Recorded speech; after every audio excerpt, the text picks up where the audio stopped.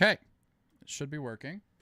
I'm going to throw up a screen real quick. I'm going to mute myself.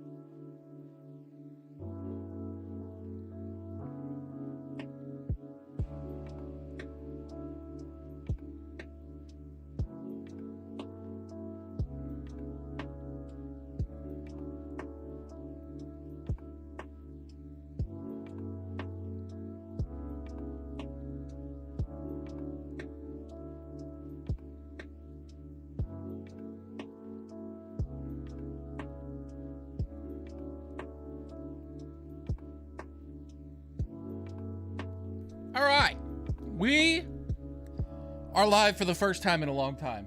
I gotta admit, it has been a while since I've been live, but you know what? I'm pretty excited. I'm pretty hyped up. We're gonna start off with some reactions. I should have alerts. The alerts should be working, so if anybody subs or does any of that stuff, it should work. I tested it last weekend. I tested it on Saturday, and it was working, so let's hope that stuff works. This is what I was looking for. Window capture.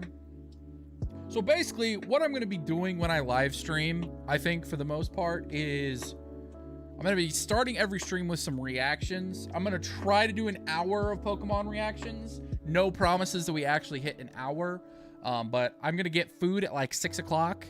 Because that's about when I eat usually, so I'm gonna eat around 6 o'clock. So we'll do reactions until that time, and then we'll have a couple hours for whatever else I'm gonna do. If I run out of stuff that I want to react to before this hour is up, then obviously I'll do something else. But 6 o'clock is gonna be when I go eat my dinner, and then I'll come back down. It'll be like 5-10 minutes ish. I may even just come down and eat it and like throw something up while I'm eating. I am eventually gonna have like a Google form or something for video suggestions to watch live on stream. For now though, if you have a suggestion or if you have something you want me to watch, just pop it into chat. It shouldn't block the link. If it does, I'll try to fix whatever happens with the Streamlabs chat bot. I haven't done a whole lot with the bot yet, so hopefully it works okay. Keyword hopefully. Let me see if I can pull up my actual live stream over here.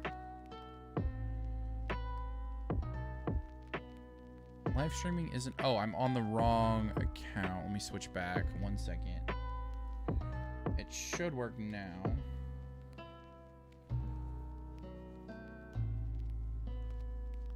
I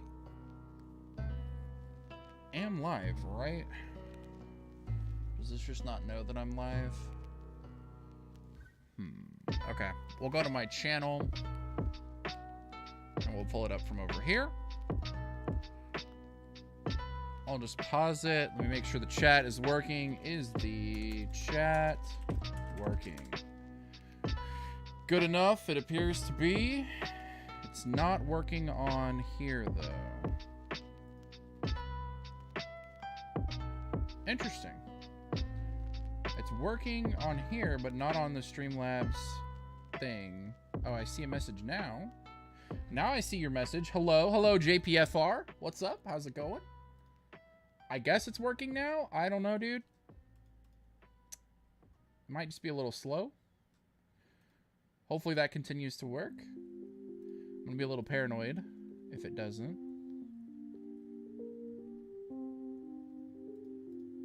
But like I said, we're going to be starting with some reactions, and then we're going to hop into the FireRed Nuzlocke. I'm going to be continuing it live. Basically, the way I'm going to be doing my live streams is if you guys like to watch my videos, you're going to get to see what's going to be on the videos first and also some extra stuff. So any reactions that go on the channel will have been live streamed first. So if you want to see stuff before everybody else, before I polish it, put it all together, and have the thumbnails and all that stuff made, you want to watch the live streams because you'll see it all happen first, and you'll get to see what's going on with the Nuzlocks and stuff like that first. I'm also planning on doing a Nuzlocke where my YouTube community polls control the Nuzlocke. I've been sending those out, so if you want to, go ahead and vote in those polls. That way you can help decide the actual Nuzlocke. But I'm going to start every stream with some reactions, and then I'll hop into something else. Today, I'm planning on playing the FireRed Hardcore Nuzlocke, continuing that, because I haven't played it in like 2 weeks, and I'm really missing playing that, to be honest. And then on Wednesday, the plan is to do some laddering on, what's it called? Pokemon Showdown. So that's the plan for Wednesday. And then Friday, I'm going to play a new game or some sort of demo. I'm going to try out a game, unless I'm really enjoying what I'm doing here, and then I may continue that and just get rid of the demo day. So I've got a few videos I'm going to watch later that I was just kind of looking through. I'm definitely going to do the Pokemon Evolutions episode because I want to continue that series because it's really interesting. So I think we're going to start with a reaction to that. Let me pause the music, and then we will hop right into it. All right. So I'm going to do these just like I'm recording it for a video, because I'm going to record it and it's going to be a video on YouTube later. So if I don't respond to any comments or anything like that, I apologize. I'll try my best to look at the chat and read it, but if it isn't something that's like super pertinent, I may not say anything about it while I'm reacting to the video. So we'll see. We'll just go with the flow and see how it goes. All right. Click the record button. Make sure I don't forget that, and then we'll start it up. Make sure the audio is at a level where it will be hearable on the VOD. All right, we got a Murkrow.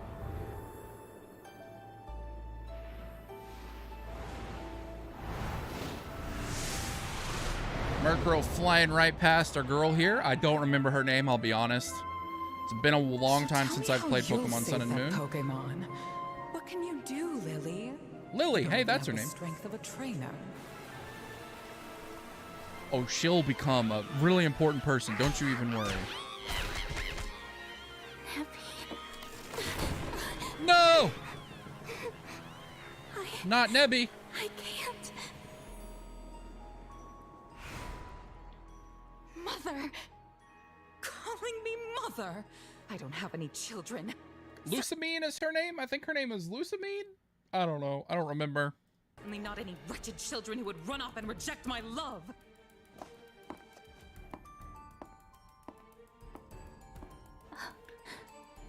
Sag. What ugly behavior. Terrible parent. Truly garbage.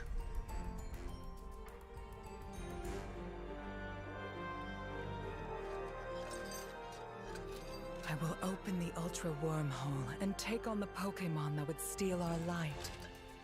I will capture even poor Necrozma. Please, stop! Move myself over a little bit. Oh, look out! She's opening up the wormholes. Bad idea.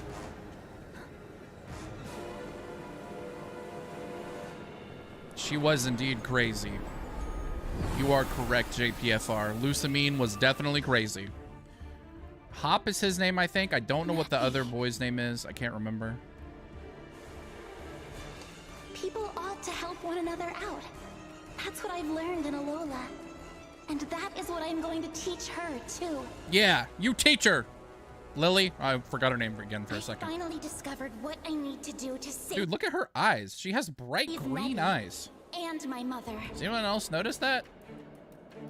I don't remember that from the game, but again, I haven't played Sun and Moon in years. Her whole eyes are green.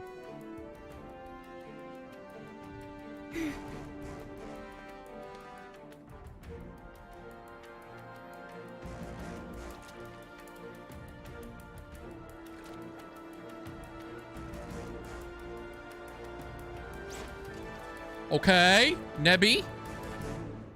Pop off. Oh, here's the flute. I'm guessing that's us over there, the other trainer. I'm pretty sure we were the one playing the flute in the game. Yeah, pretty sure that's us. What is up with like Nintendo games and flutes? We have like the Poke Flute, we have this flute, we have the flute that calls them in Legends Arceus. Link has like the whole flute thing going on. What's up with Nintendo people and flutes? Was like a really important person in Nintendo a flute player or something? A flautist, I think is what they're called. I don't know, dude. Seems like we have a thing for flutes in Nintendo games.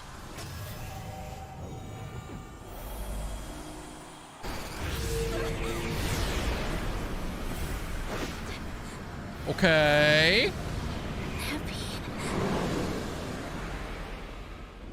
Nebby about to turn into a super powerful, cool Pokemon.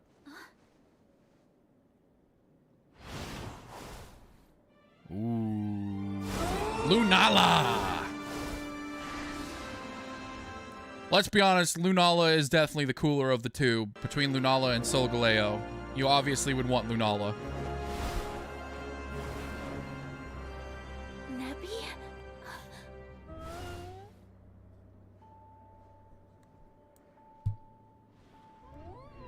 Beautiful. Beautiful Pokemon, honestly. I think Lunala is a really cool legendary.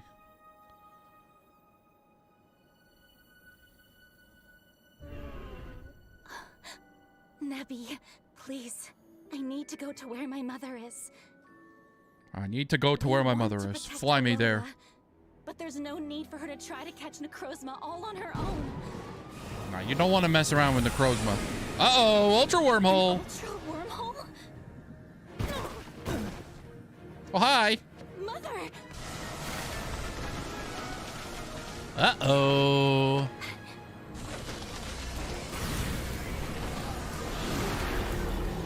Oh, no. You children. Mother! Run away! That thing is a monster! Yup. It is indeed a monster.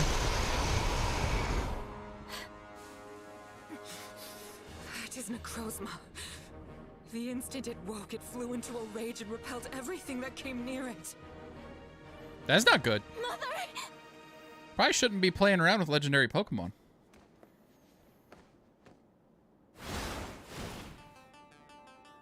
Oh, yeah.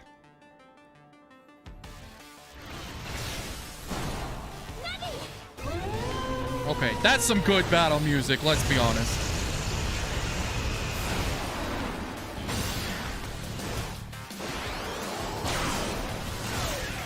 Dang.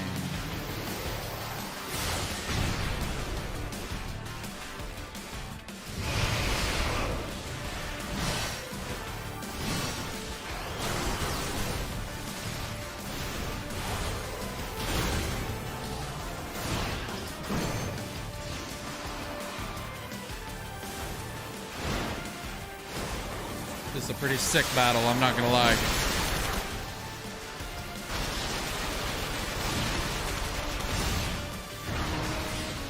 Uh-oh. Get tossed.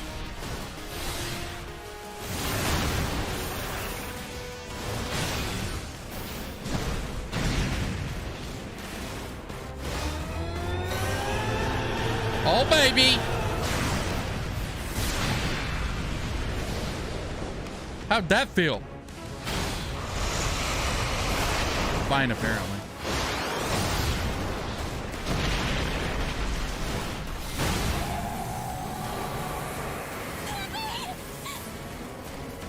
Uh-oh. Not Nebby.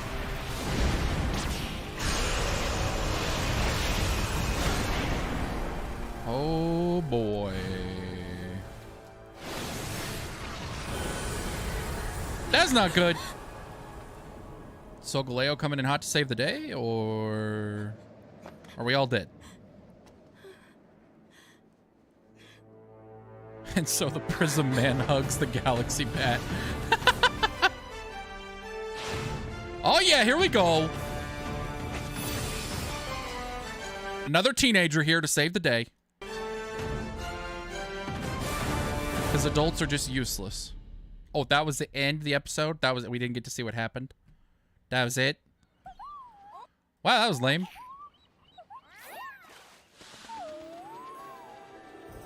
Oh, look how pretty Alola is, dude. I know a lot of people had a lot of hate for the Alola region, but man, it was a beautiful region. You can at least give it that.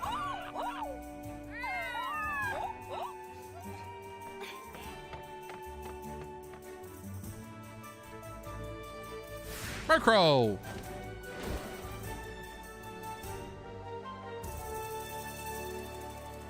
Very pretty, very good animation style. I really enjoy these episodes. These are awesome. If you enjoyed my reaction to this, make sure to check out the rest of my Pokemon Evolutions reactions. The playlist will be right here where my finger is somewhere.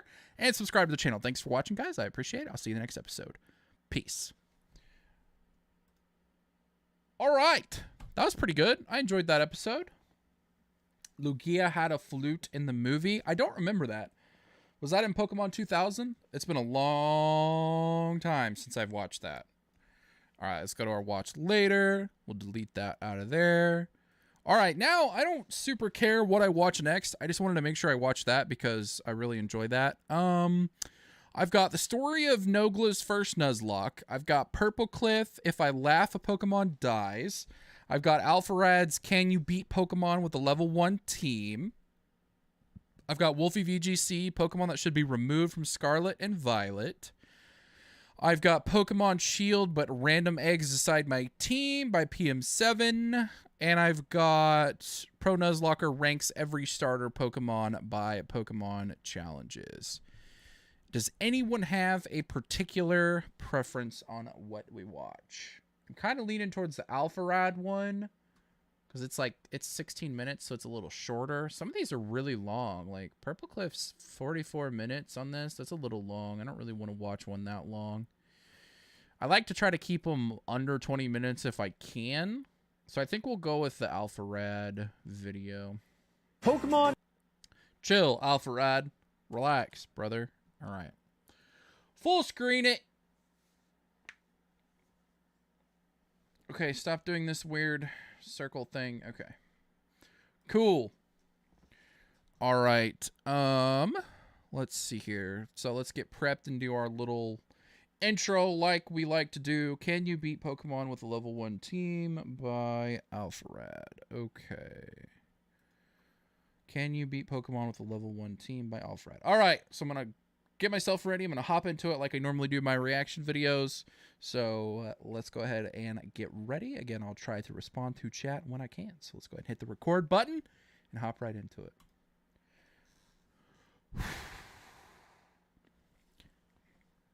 This is Can You Beat Pokemon with a Level 1 Team by FireRed. I've been really enjoying FireRed's videos. I've watched a bunch of his Nuzlocke stuff already. So let's go ahead and hop right into this and see if he can beat Pokemon with a Level 1 Team. Pokemon is a simple game. Higher level mean Pokemon strong. However, that is not always the case, as I constructed a team of 6 Pokemon who were all level 1. So is it possible to beat Pokemon White with the weakest team imaginable? Probably. The answer is realistically yes if I'm making a video about it in the first place. Like, are we really fooling anybody with these titles? But hey, let's just see what happens. Our malnourished journey starts with choosing the better character design and then meeting up with Bianca, who gives us our Choosing the first better starter. character Just kidding. design. She gives us a full team and over 3,000 items. Apparently our rival got a Pokemon too. Oh, his name is Kid. For reasons. What did I say, Brayden? What did I say? Hold up. Can I just talk for a second about how hilariously infamous this clip is? Pokemon Challenges literally reacted over Jaden's video and still included 2 whole minutes of me messing up and blaming Captain Kid. Listen, that was legit the funniest thing I've ever seen in any Nuzlocke I've ever reacted to. Okay, play the clip. What did I say, Brayden? Yeah, dude, it was pretty. That moment was It's hilarious. just comedy. Bianca proposes a friendly spar between friends, but I promise you there is nothing friendly about this team in the slightest. Kid brags about how he's trained his little All right, tiny so he Ocelot to has stay hatched and what? oh God, So does he have his 6 we open Pokemon with our level team? 1 wins. So he has his 6 Pokemon team ready to go right off the bat. Okay, so he's got the Whimsicott. chart is a near perfect circle. Funny little prankster ability allows all non-damaging moves to go first, which is all of them. Leech Seed drains their Which is health, all so of now them. You just gotta stall. Yep. This is not going to be a fast run. We won the first battle and the game crashed. Uh-oh. Oh, the rival actually did close his DS this time. Let's go! That moveset is nightmares. You are correct. So on our second attempt, Chat. we decided to mix it up and throw out Shedinja. This one's a bit more obvious because boom, Wonder Guard. Sometimes your 'Cause opponent just boom, can't hit Wonder you. Guard. Honestly, at this point, I didn't even know if it was possible to beat the entire game like this. But I at least knew that if I could, it was not morally correct. Like, if you were to put this team on Pokemon Showdown against real people, Everyone would hate you. Get ready to be destroyed. Oh. We're gonna be here a while. Yep. Everyone would hate you. Stupid stall team. This is why I hate Pokemon Showdown. People like you make me so mad. Been like 9 turns. Okay, I don't care.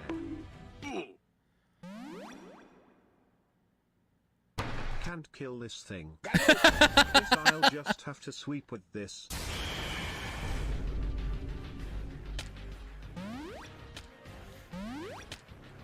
He just keeps pain splitting back the fall. Should be banned. Oh my god, you suck. Nice sweep. Yeah? Just wait. He has Groudon and Zamazinta and he loses? Oh my. This is Pokemon White. Chat, this is Pokemon White. Stupid sandstorm. What the As we progress through the first Pretty sure couple it's white. routes, Let me double check. It is playing Pokemon White. There you go. Yep. Rattata has already proven their worth with the little something called fear. Focus Sash, Endeavor. Oh, he's using the fear stress. Or fucking evil, annoying rodent. True. Rattata was mainly useful due to Runaway. We had our first rival Oh, battle, Runaway is our pretty first smart. one with Team Plasma, and we stalled them both. So after speeding through the next few story beats at an incredibly slow pace, it was time to collect our first gym How badge. long did this A lot take of the earlier him? battles are honestly difficult because the enemy Pokemon don't deal enough damage to activate most of the gimmicks. Similar to Rattata, Aaron also uses Endeavor, but Sturdy replaces the Focus Sash and keeps getting replenished by Shell Bell, which heals based. It says right here. I showed you where it said it. It says, good thing we're playing Pokemon White, not Pokemon White 2. Pokemon White. That's just what it says. I don't know. Let me scroll down. Pokemon Black and White.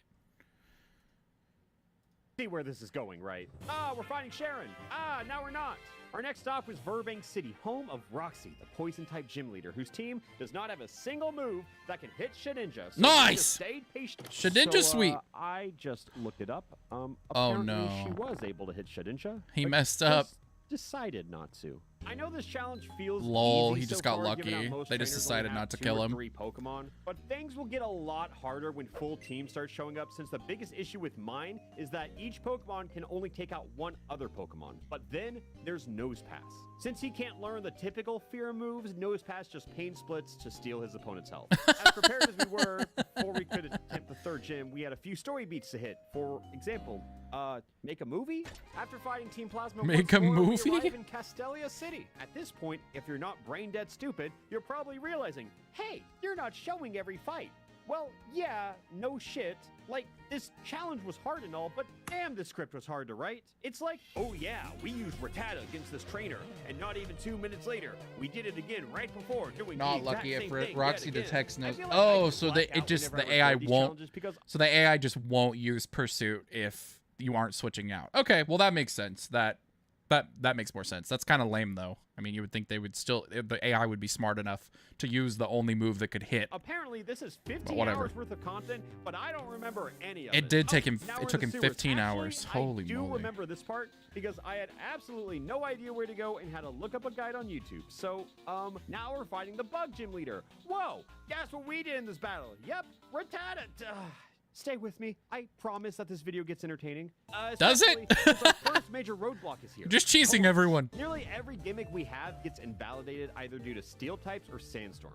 Fun fact, you can't poison Magnemite, can't poison the keys, they have an immunity. There goes a third of our gimmicks, and another third of our gimmicks rely on Focus Sash keeping us alive, but fun fact, Sandstorm kills them anyways. Yep. Which brings us to the last third of our team, Hippopotas and Aaron. They're a duo, but a duo who relies on Sandstorm, and if the opponents are steel types, what do we do? I'll be honest, I did not learn a single know. thing at all during that fight. In reality, I just did the same exact thing a second time, but for some reason it worked. Let's just hope we don't have to fight him 2 more times in this game. Pop quiz! What is something that impresses you? Subscribe to the channel. That's really sad that there is AI for gym leaders that don't know about super effective moves. That's pretty pathetic. Pokemon needs a hard mode. Don't at me. Bet nobody saw that one coming from a YouTuber. And it works every time, right?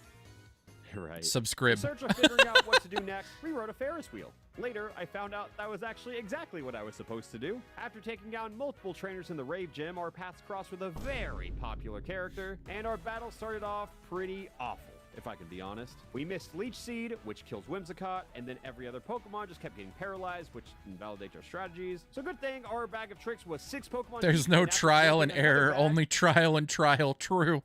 we moved on. FireRed doesn't care, dude. He just goes with it and hopes for the best. to what is genuinely the hardest fight in the game.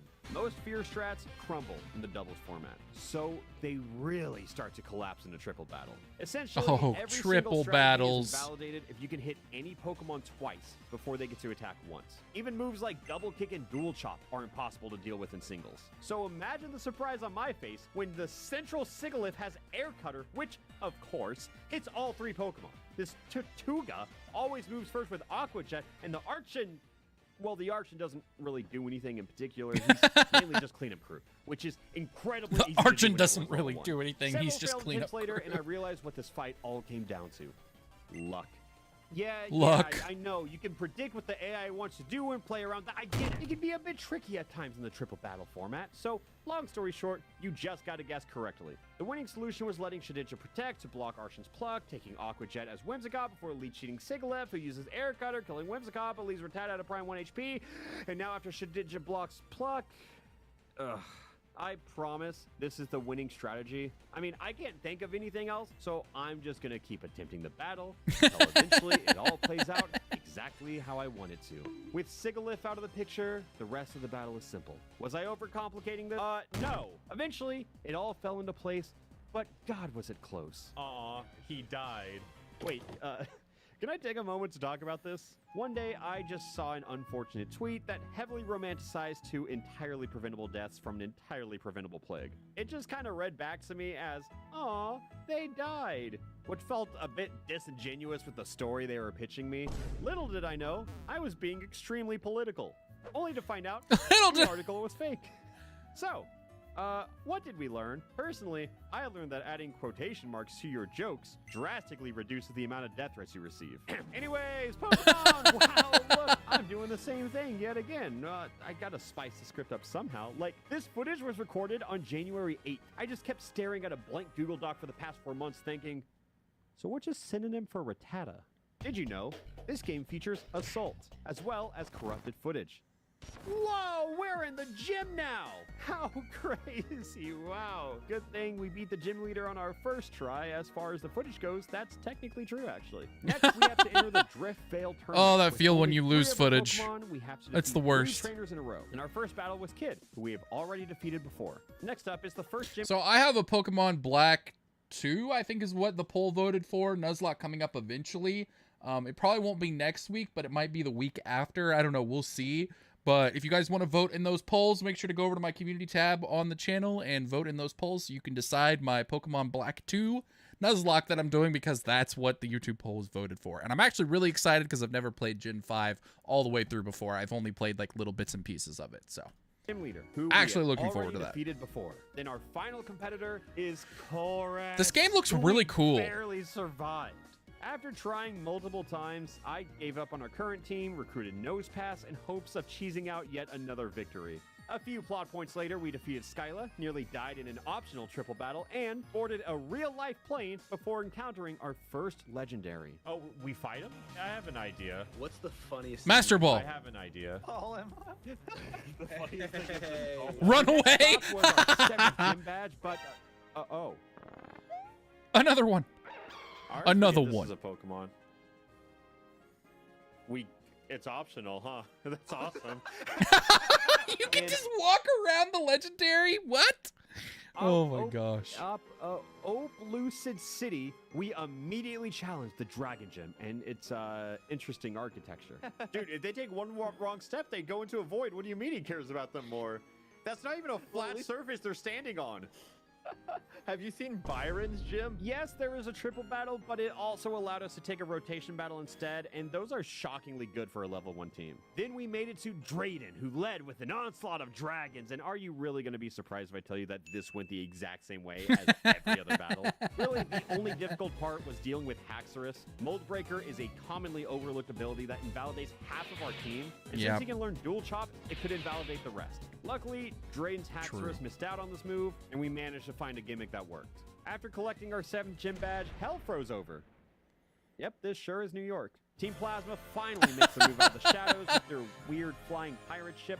Why is it a pirate ship? We had to run to the other side of the country to invade their boat. But first, there was a gym on this island that I have absolutely no memory of. And neither does my computer. With all 8 Oh, in no. hand, our next goal was to travel See, it does say white 2, but the description doesn't say white 2. I'm so confused.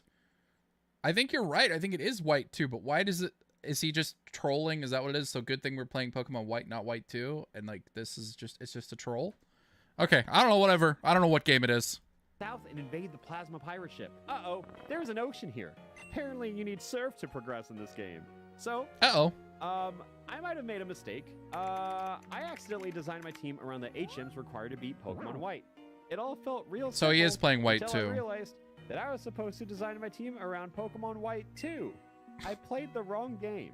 So I went out to catch a Pokemon that could learn Strength and Surf for Pokemon White 2, but this just didn't feel right. So I just cheated instead. Oh look, a giant pirate ship. So Now I it's just time cheated to, instead. You know, you get it. Like every fight before, Rattata. Hold up, we're not done yet. It's time for one final battle with our rival. Nope, not that one.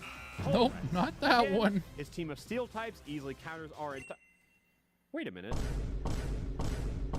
None of his Pokemon can hit Shedinja, except for one. So we just threw out Shedinja with one fear of Metang, but if he was sent out, we would have to take him down.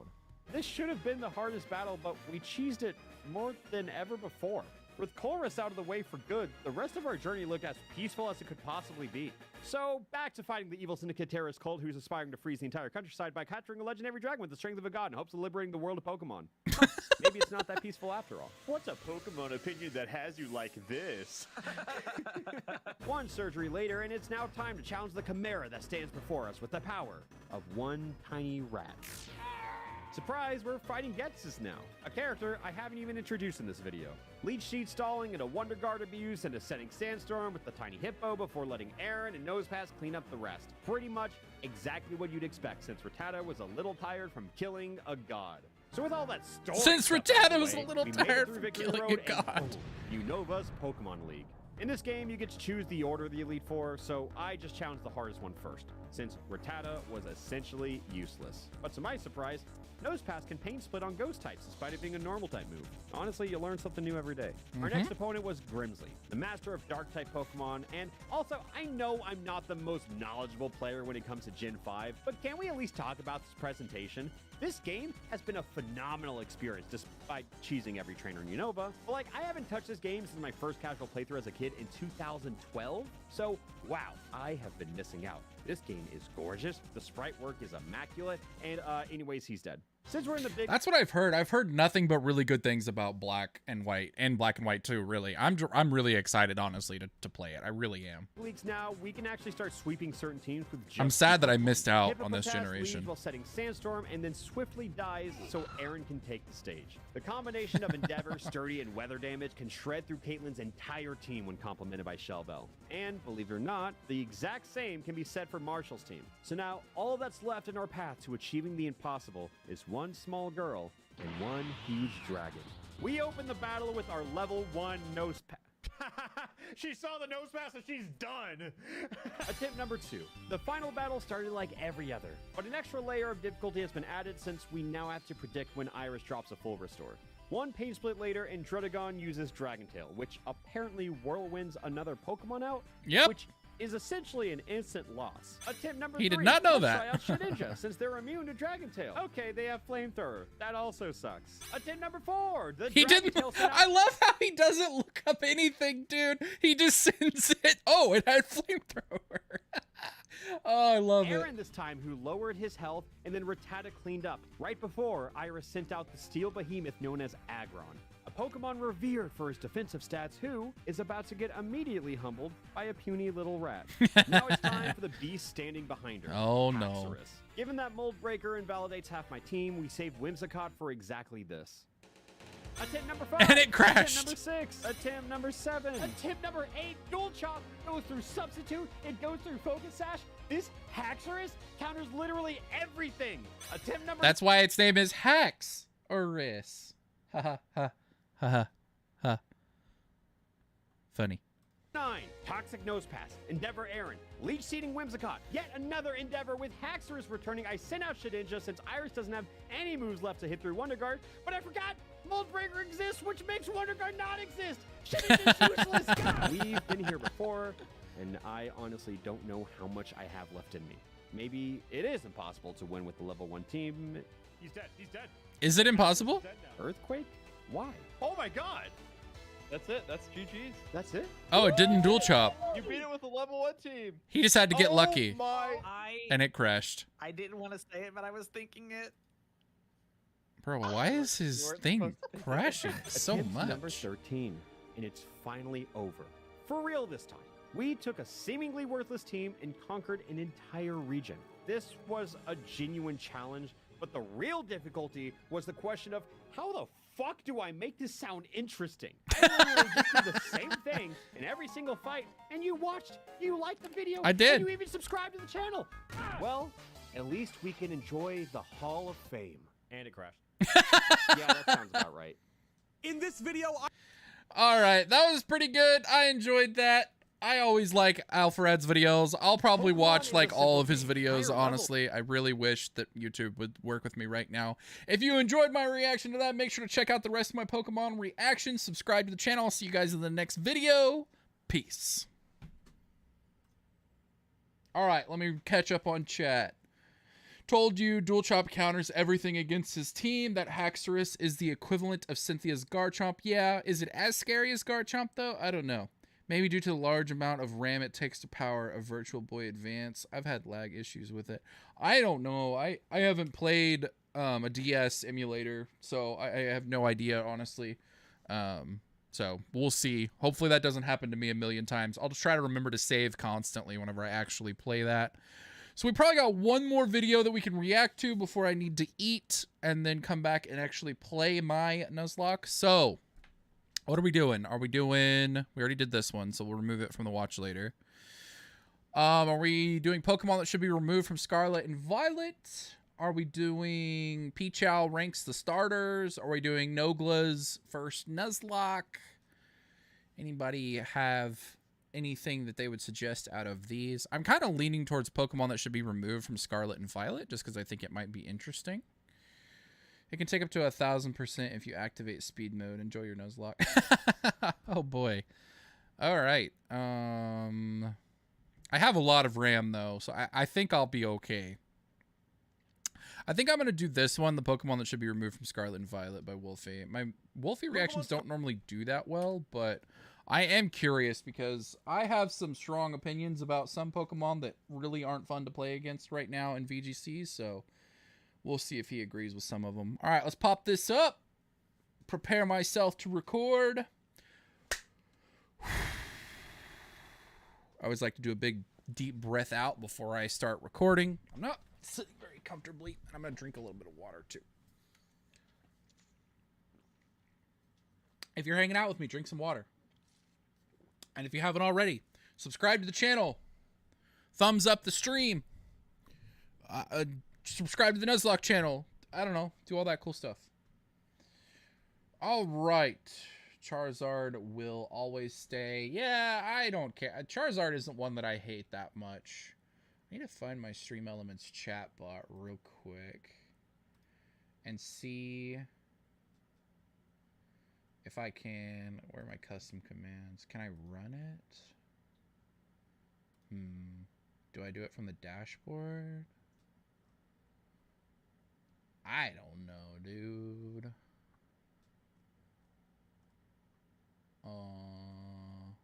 I don't know. The chatbot's supposed to be in the stream, so I don't know. All right. I'll move this out of the way. Bring my water bottle closer. All right, here we go. Pokemon Scarlet and Violet. Whoops, that's not what I meant to do. That is definitely not what I meant to do. All right, here we go. For real this time.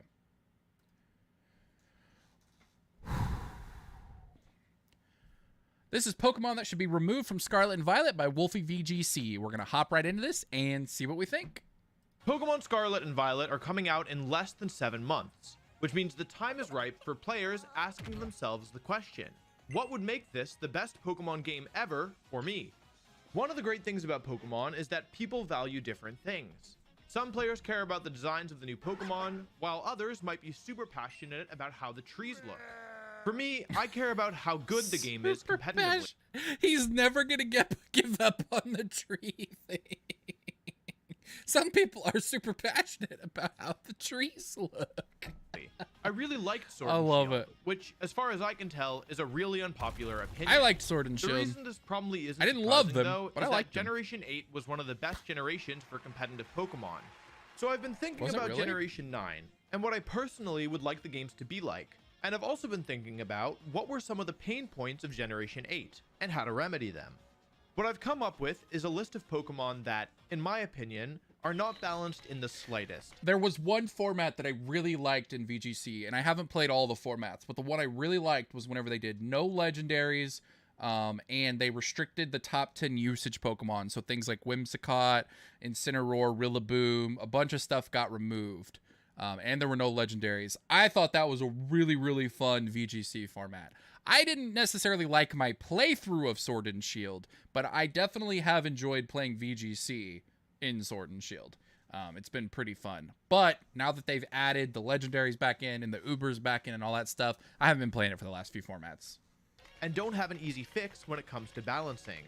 I've specifically selected Pokemon that invalidate a majority of other Pokemon simply by existing in a format. So chat's problems with Sword and Shield are Sword and Shield story, and the trees look okay in the trailers. The only problem with Sword and Shield is the fact that the gym leaders only... Okay, the gym leaders were terrible. They didn't have enough Pokemon, and they didn't have enough moves, and the gyms were just literally a pushover. So that's a real problem.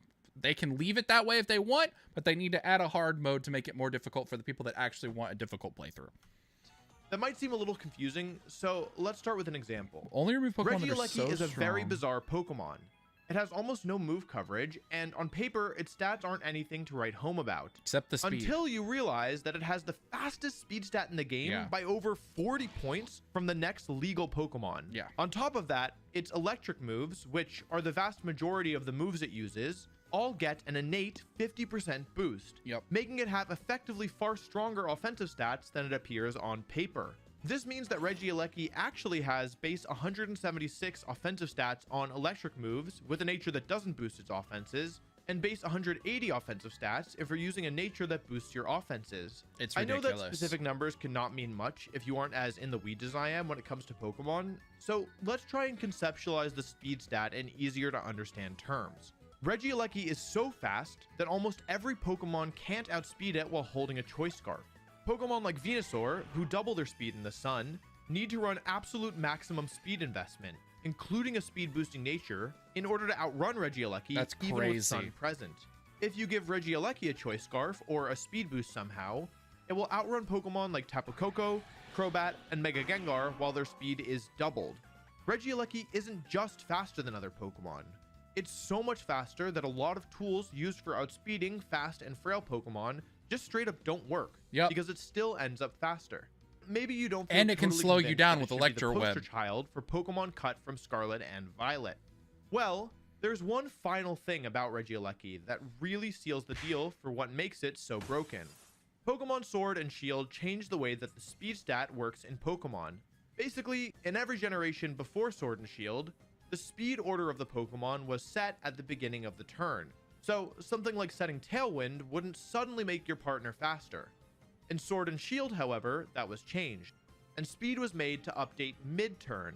Now, if you switch in Kyogre next to your Ludicolo's Swift Swim activates immediately and applies to the current turn. Which I This think is how it overall a should good work. change in my opinion, Yeah. as it's more intuitive and allows for Pokemon to more directly interact with the current board. The issue is when you have a Pokemon like Regieleki. Regieleki has access to the move Electro Web, a relatively weak attack. It can that hits slow both you down opponents and mid-turn. lowers their speed. It's faster than everything, and it can slow down both Pokemon on the enemy side of the field. Yep, broken. Stat by one stage, which, So good as for we just speed mentioned, control. applies immediately. This specific combination of speed, high damage output, and dynamic speed allows Regieleki to single-handedly invalidate 90% of all Pokemon ever created. Yep. So many Pokemon can't handle having their speed dropped, taking damage, and then being targeted by Regieleki's partner. Pretty much any Pokemon that used to hold the Focus Sash item, such as Gengar, Infernape, Nihilego, Bisharp, can't do anything in front of Regieleki. This applies to nearly every fast Pokemon in the game, as even those that don't hold the Focus Sash typically invest most of their stats in speed and their offensive stat. This is made even more ridiculous when you consider Dynamax. Dynamax not only allows Regieleki to double its bulk, its primary weakness, it also gives it access to the moves Max Strike and Max Airstream, allowing it to gain a speed advantage even when the opponent protects. Even without Dynamax, Electroweb allows Regieleki to shut down so many Pokemon simply by being present in a format. Which Pokemon do you think should be cut from Scarlet and Violet? Let me know in the comments below. Also, if you're enjoying the content or excited for Scarlet and Violet content, I hope you'll consider subscribing. Currently, only about 3% of my audience is subscribed, and I'm working hard on every video to get that number up. Dude, my only like 1.5% of my audience is subscribed, by the way. So if you aren't subscribed, make sure to subscribe and subscribe to Wolfie because his content's awesome and we enjoy watching it on this channel. It would really mean a lot to me if you enjoy my content if you'd consider subscribing. Anyway, back to the video. Regieleki is far from the most broken Pokemon in Generation 8. Yes. And I'm not saying it doesn't It's in the top 10, though. What I am saying is that many Pokemon are made unviable due to Regieleki's presence. And I think that is unhealthy for the game as a whole. Just like Regieleki, the remaining Pokemon on my list are all Pokemon who are just too powerful. Whether at one specific thing like Regieleki, or just in general, like Zacian. Zacian is the single most powerful Pokemon ever created, and it isn't even close. For some reason, it has the highest base stat total in the game, tied with Arceus. The thing is, though, that it actually has a higher base stat total than Arceus in practice, as Arceus only ever uses one attacking stat at a time, making the other stat worthless. Factoring in the effective base stat total, aka removing the base stat of the attack or special attack stat that the Pokemon doesn't use, Zacian has 40 more stat points than the number 2 Pokemon. And it boosts itself. This becomes even more ridiculous when you remember that Zacian's ability gives it an innate attack boost whenever it hits the field, further boosting it even more. Yep. What about its typing? Well, if you've watched it's a ridiculous typing too in the game, you know that Zacian's typing is an incredible balance between defense and offense. Yep. Combining the single best defensive type in the game with the best overall type. Okay, well, what about its moves? Surely they didn't give this thing a super deep move pool, right? Wrong. Not only does Zacian get a 100 base power physical steel type move that never misses and also does double damage to Dynamax Pokemon. That was kind of a tongue twister. They also gave it the best physical fairy attack in the game, Play Rough. Yep. Ordinarily, the good news would be that neither Fairy or Steel can hit opposing Steel types for even neutral damage. Close but combat. They gave Zacian both Sacred Sword and Close Combat. Yep. Amazing tools for hitting Steel type Pokemon and popular Fire types who would also resist both stabs, like Incineroar and Heatran. On top of that, Zacian has access to moves like Wild Charge for Pokemon like Charizard and Kyogre, as well as phenomenal support moves like Swords Dance, Substitute, and Imprison. Zacian is also nearly impossible to switch into. For example, Zacian is ridiculous. I'll be honest, Zacian is a big reason that I stopped playing VGC. It's just the best Uber. It's not even close. It's better than Kyogre by a long shot. It's better than Xerneas by a long shot. It basically replaced Xerneas. It's better than Groudon. It's better than all of them. It's just the best Uber, and it's not close. If you watch any Pokemon tournament, you're going to see Zacian in most of the teams. I was team building, and I was trying to actually counter this thing, and I was like, I mean, I can use Landorus, but that's about it.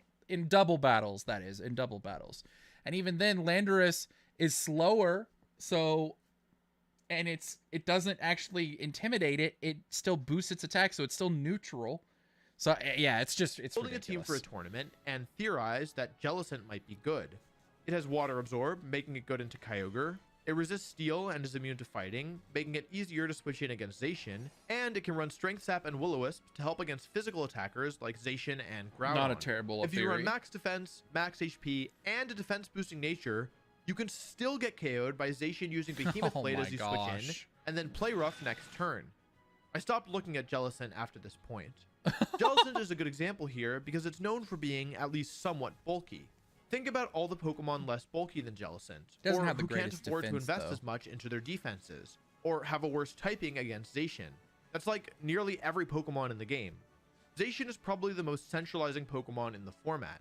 every Pokemon needs to be mindful of how they interact with it. Yep. I'm not against centralization or some Pokemon being better than others. In fact, I think both those things contribute to Pokemon being in a healthier spot. I am against a Pokemon being so much stronger than everything else that it isn't worth even considering a majority of the Pokemon. Zacian and Regieleki have something in common. They're both extremely fast. I was talking to my friend Aaron Trailer, who said something I agree with. Any Pokemon faster than base 130 should have serious drawbacks that make it difficult to use.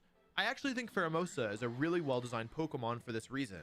It's fast and strong. It's literally but its bulk paper. is so abysmal that even resisted hits can easily knock it out, leading to clear counterplay. Yep. This is not the case for Aleki, Zacian, or Shadow Rider. Calyrex Ghost is part of a trend of Generation 8 Pokemon, that they only don't appear turbo broken because of how they interact with Dynamax. Calyrex is practically the second fastest Pokemon in the game.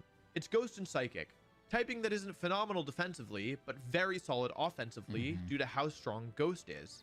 Calyrex has 3 things that really make it unbalanced. First, the speed. As we mentioned, Calyrex is well over that 130 base speed threshold, but it's too strong given how fast it is. The next thing that really sets Calyrex apart is its ability. It can one-shot most things. As one is literally just 2 abilities combined. Yep. A Nerve, which is a powerful ability that prevents the opponent from using berries, and Grim Neigh, which gives Calyrex a special attack boost whenever it takes a KO. This would be enough to make Calyrex unbalanced, but there's more. Calyrex Shadow Rider has a signature move called Astral Barrage. Yep, This is it a hits 120 both base power enemies. move that hits both opponents ridiculous. and also never misses.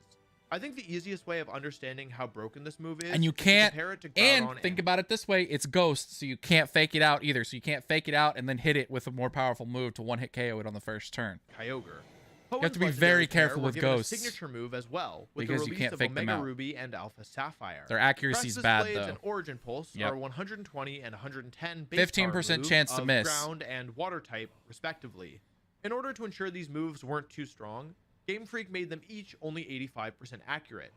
This makes these moves very risky to use.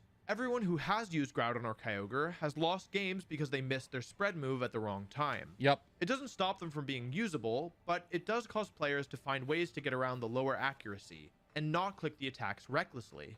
Now, compare that to Calyrex, who not only is way faster than Groudon and Kyogre, not only has a better offensive typing in Ghost, not only has perfect accuracy so it never misses, Yep. but also becomes stronger after getting Gets a KO. boosted. To quote the TFT community, who balances this game? I genuinely do not understand what they were thinking when designing this Pokemon. Dynamax helps keep Calyrex in check, because And it's not even as remotely as scary as Zacian, in my opinion. I think Calyrex is like, you can deal with Calyrex because it's paper enough and its defensive typing is bad enough that you can one-shot it. Like, if you can use, a big one is Urshifu, and you use, what is the move called? Sucker Punch. So you Sucker Punch it and try to feint it before it can actually do anything. So like there are things that can deal with it, but Zacian is just ridiculous. Like there's probably on one hand Pokemon that can deal with Zacian. There's probably less than one hand. doubling your HP stat is a really good way to ensure Calyrex doesn't knock you out and get a boost. But I fear that without Dynamax, Calyrex would be far too brutal. It'd be really It's also an scary in a especially bad non-Dynamax Pokemon to deal format, with because for sure. the better Calyrex is, the more Calyrex is used. And as Calyrex can one-shot other Calyrex, speed ties become very important, which Yep. is just never a good space to be in. Then you're flipping a Speaking coin. of Pokemon that are only kept in check by Dynamax, let's talk about Urshifu. Urshifu landed in a really good spot in Generation 8. It was good in Urshifu's certain pretty formats and nuts. certain teams, but never felt necessary or overpowered. Just like Calyrex, though, the only reason Urshifu didn't feel oppressive is because Dynamax keeping Pokemon alive for longer gave them better tools to weather its powerful attacks. What is it that makes Urshifu so problematic? First, its ability Fast, Unseen Fist. priority, can't Unseen Fist protect allows against it. Urshifu to ignore, protect, Yep. and attack Pokemon directly. This is an extraordinarily so much powerful damage. ability that promotes much more aggressive gameplay than we're used to seeing. It's worth noting that Max Guard does still block Urshifu's attacks, another way that Dynamax helps keep it in check. Not if it The maxes, other though. quirky thing about both Urshifu forms is that its signature move, Wicked Blow and Surging Strikes, always crits. This means that effectively, both moves are around 120 base power. Now, that's extremely powerful for a single target attack, but the real kicker has to do with the unique property of critical hits. Critical hits don't just let a Pokemon do 50% more damage. They also ignore things like Ignore attack drops, defensive boosts, and yup. reflect and light screen.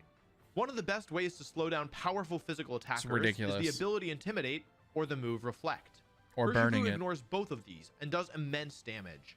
Both Urshifu also get access to good priority attacks in Sucker Punch and Aqua Jet, Yep. as well as the great stab move Close Combat.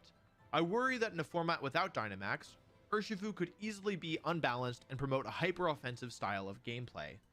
Another Pokemon that became broken after the Isle of Armor DLC expansion is actually a Pokemon that was pretty mediocre for the early part of Sword and Shield. Rillaboom received 2 Grassy massive buffs in Surge. quick succession, with its hidden ability being made available, quickly followed by the new moves introduced in the Isle of Armor. Grassy Glide. Rillaboom's ability is very good, but not inherently broken. Grassy Surge creates 5 turns of grassy terrain, having the damage of Earthquake, powering up grass-type attacks, and healing all Pokemon that touch the ground. The issue is the new move they gave Rillaboom, Grassy Glide. This is a 70 base power move that gets priority when grassy terrain is up. It's In pretty addition to the power busted. boost. Priority moves are normally kept in check by one of 2 ways, having an extremely low base power or being conditional like Sucker Punch. Grassy Glide is neither, and it's so strong that it can KO Pokemon like Kyogre and Regieleki from full HP. Rillaboom is yet another Pokemon that is kept in check by the extra HP Dynamax provides, but without it, nearly any moderately bulky Pokemon can be knocked out from middling HP from a bulky Assault Vest Rillaboom. Even with Dynamax providing extra HP, offering another way to overwrite terrain, and letting players bolster their defense, Also has Fake Out, by the way. offenses, Rillaboom has been a phenomenal Pokemon during Generation 8. People undervalue Fake Out. Fake Out is actually so strong if you are smart with it and use it correctly. Fake Out can actually win battles for you that you couldn't win otherwise in double battles. Obviously, in single battles, it's just chip damage. And anything that I'm talking about with VGC, I'm talking about the double battle format. I don't play singles. Singles just seem not fun to me. I like the dynamicness of double battles and the quicker pace of double battles. If it makes it into Generation 9, there's a very good chance it causes some problems. Our next Pokemon is one I'm a little on the fence about. Grimmsnarl is the last Pokemon we'll talk about that was introduced in Generation 8. It's a phenomenal support Pokemon, taking advantage of its ability Prankster, combined with its extremely deep supporting move pool and solid defensive typing. There's to a provide lot of immense ways you can support for its play team and Grimmsnarl. disruption to That's the nice thing about Grimmsnarl is it's very, very flexible with how you can run it. It can be a screen setter. It can be the Fake Out user. It can shut down Pokemon trying to set up like Tailwind and stuff like that. Or you could even just, it has decent attacking stats. You can just attack with it because it's Dark and Fairy. its opponents. It's an extremely strong Pokemon, and one of the Also you can run, is it Switcheroo? The thing where you can throw a lagging tail at somebody. I think that can happen as well. And I'm sorry if I'm not reading chat as much. I'm trying to actually focus on the reaction, so I'll respond to all the chat messages after we get premier through the video. support Pokemon I of promise. Generation 8. But it's in a spot where it's hard to say whether or not it's unbalanced. I don't think A lot of the so. support Grimmsnarl typically provides has to do with its priority Reflect and Light Screen, which have much Trick. more value That's what thanks it's called, to how Trick. they make Dynamax Pokemon extraordinarily tanky. It also offers speed control in the form of Thunder Wave or Scary Face. Oh, yeah, and but Thunder Wave. again, I this is forget about normally paired Thunder with Wave. Dynamax Pokemon taking a surprise KO. It's been such a dominant Pokemon the last 3 years. I think it can learn Will-O-Wisp too, if I'm not mistaken. I think it can learn Will-O-Wisp. I'm not 100% on that though. But it's so difficult to tell how much of that has to do with Dynamax specifically. If Dynamax were confirmed to be in Scarlet and Violet, I'd definitely say we'd be better off without Grimmsnarl. Alright, enough with the Generation 8 Pokemon. Now for the classics. You already know who we're starting with. Chat Do box I not even need to working. tell you? Incineroar. Who balances this game? There was a point in Generation 7 where Incineroar was on over 75% of all teams. At the World Championships, over 83% work. of Never all mind. players on the final day used Incineroar. That's 65 out of 78. And do you know what they did Bro, going into Incineroar is Generation dumb. 8? They gave Incineroar a huge buff. Incineroar is arguably the best support Pokemon It is of the all best support time. Pokemon. It has Intimidate to weaken opposing physical attackers, Fake Out, which is one of the best support moves ever, and amazing Natural Bulk and defensive typing. On top of that, it has an extremely valuable role as a pivot. A pivot is a Pokemon that allows you to switch into your other Pokemon easier. Incineroar is relatively slow, which is actually a strength. In Generation 7, need to it split used those the move social links up, U-turn to help apparently. bring its partner Pokemon in safely. However, in Generation 8, Incineroar gained access to the move Parting Shot. Weird that Unlike that U-Turn, which does a measly amount of damage, Parting Shot lowers the target's attack and special attack stat, and then allows the user to switch out. It's also a sound type move, so it can't be blocked by Substitute. I have no idea why they gave Incineroar arguably the single best move it could have asked for when No it was one knows. already too powerful, but that's the world we live in. Incineroar almost always runs Fake Out, Parting Shot, and a physical stab move like Flare Blitz or Throat Chop, but it also has other good moves it can run like Taunt, Burning Jealousy, Yep. Snarl, and Will-O-Wisp. Protect. To make matters worse, You it can learn has an Will-O-Wisp. incredible array of viable items it can hold.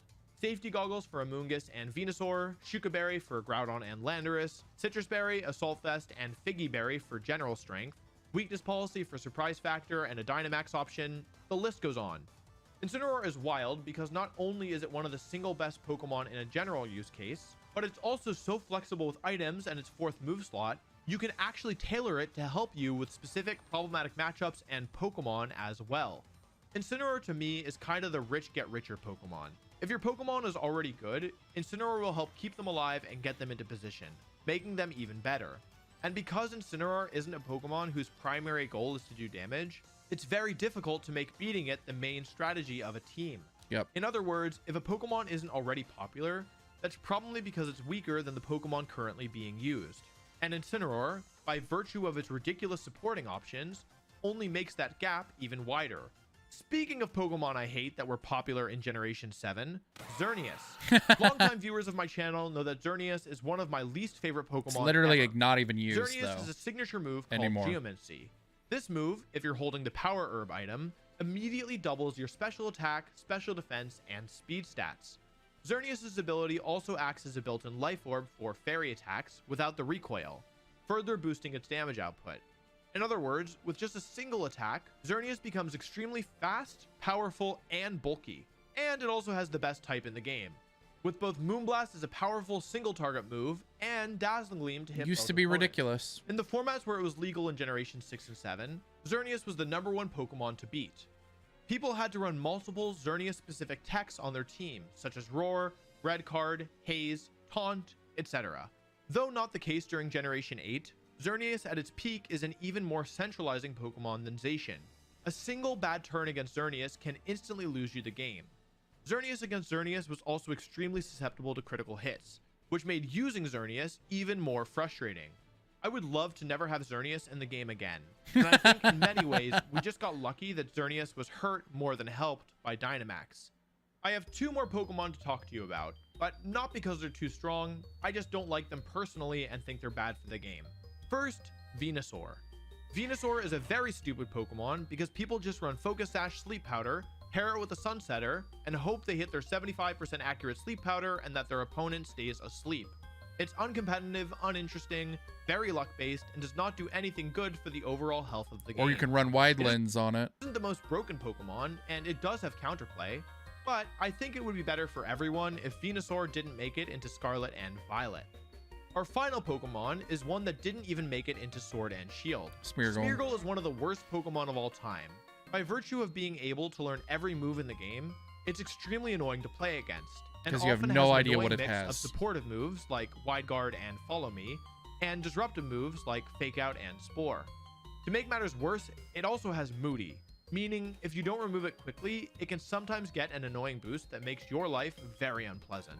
Smeargle is a fun, goofy concept in theory, but in practice, it just isn't worth the headache. Yep. And I'd love to leave it behind like the mistake it is. Agreed. And that's every Pokemon I'd cut from Scarlet and Violet. All right, pretty solid video. I enjoyed a lot of his opinions and agreed with a lot of them. If you enjoyed that video, make sure to check out my other Pokemon reactions. Subscribe to the channel. Thank you guys for watching. I'll see you in the next video. Peace.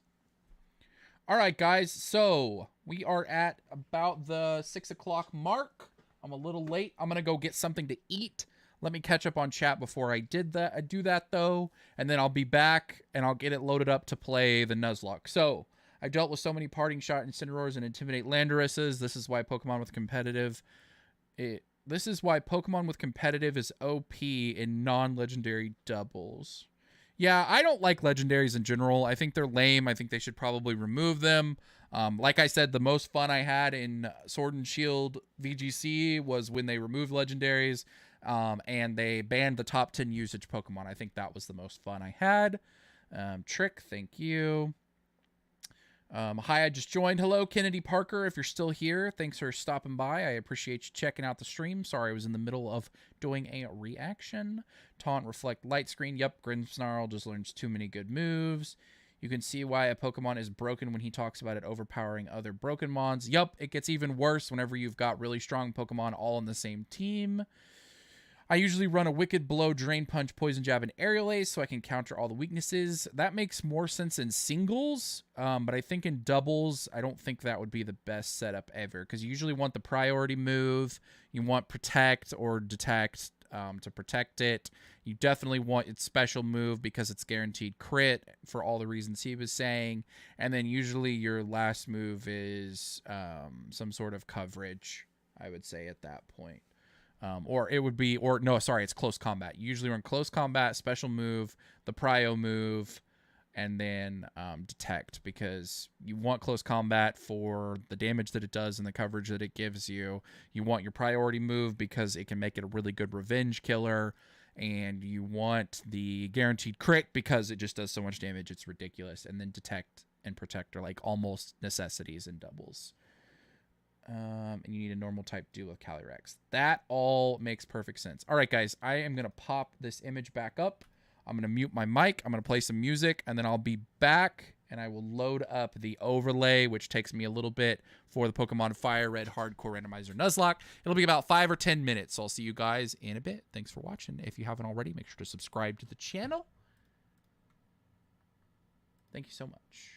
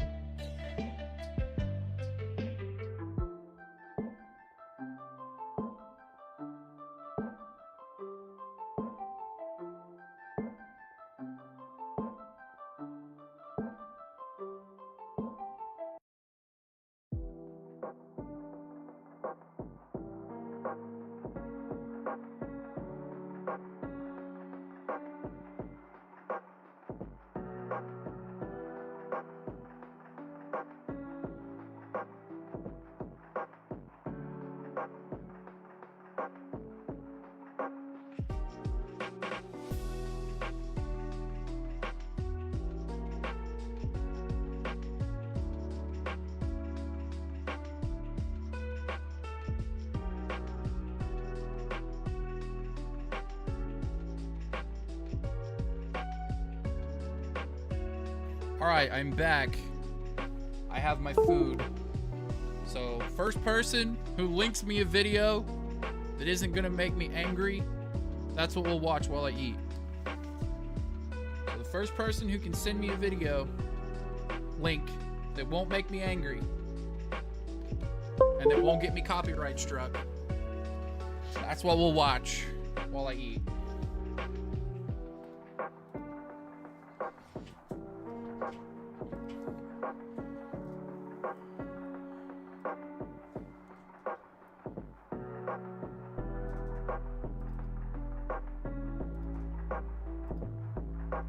That ain't it.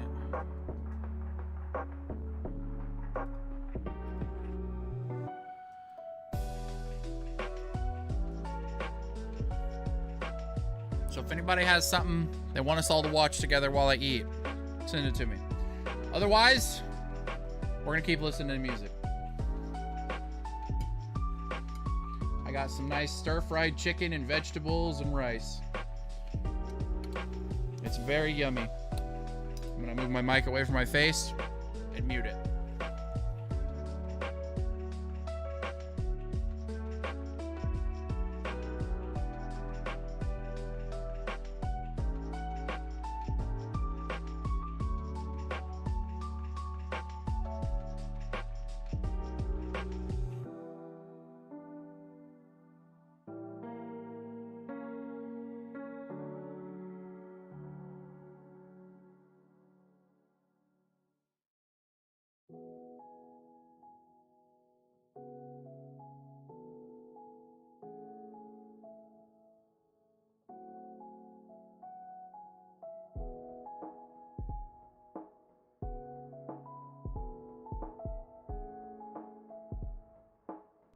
I have nothing that won't get you a copyright strike, so I'm not sending anything.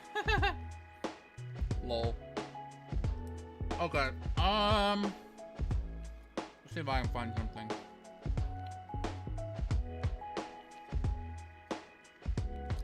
Does this look interesting?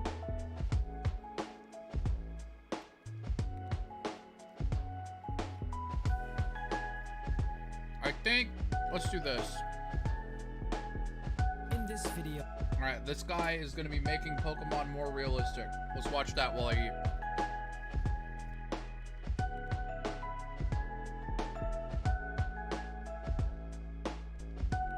What do you mean you can't send it? Will it not let you link a video? It won't process it. It won't let you do a link? Is that true? Huh. Interesting. Let me try something. Let me try it.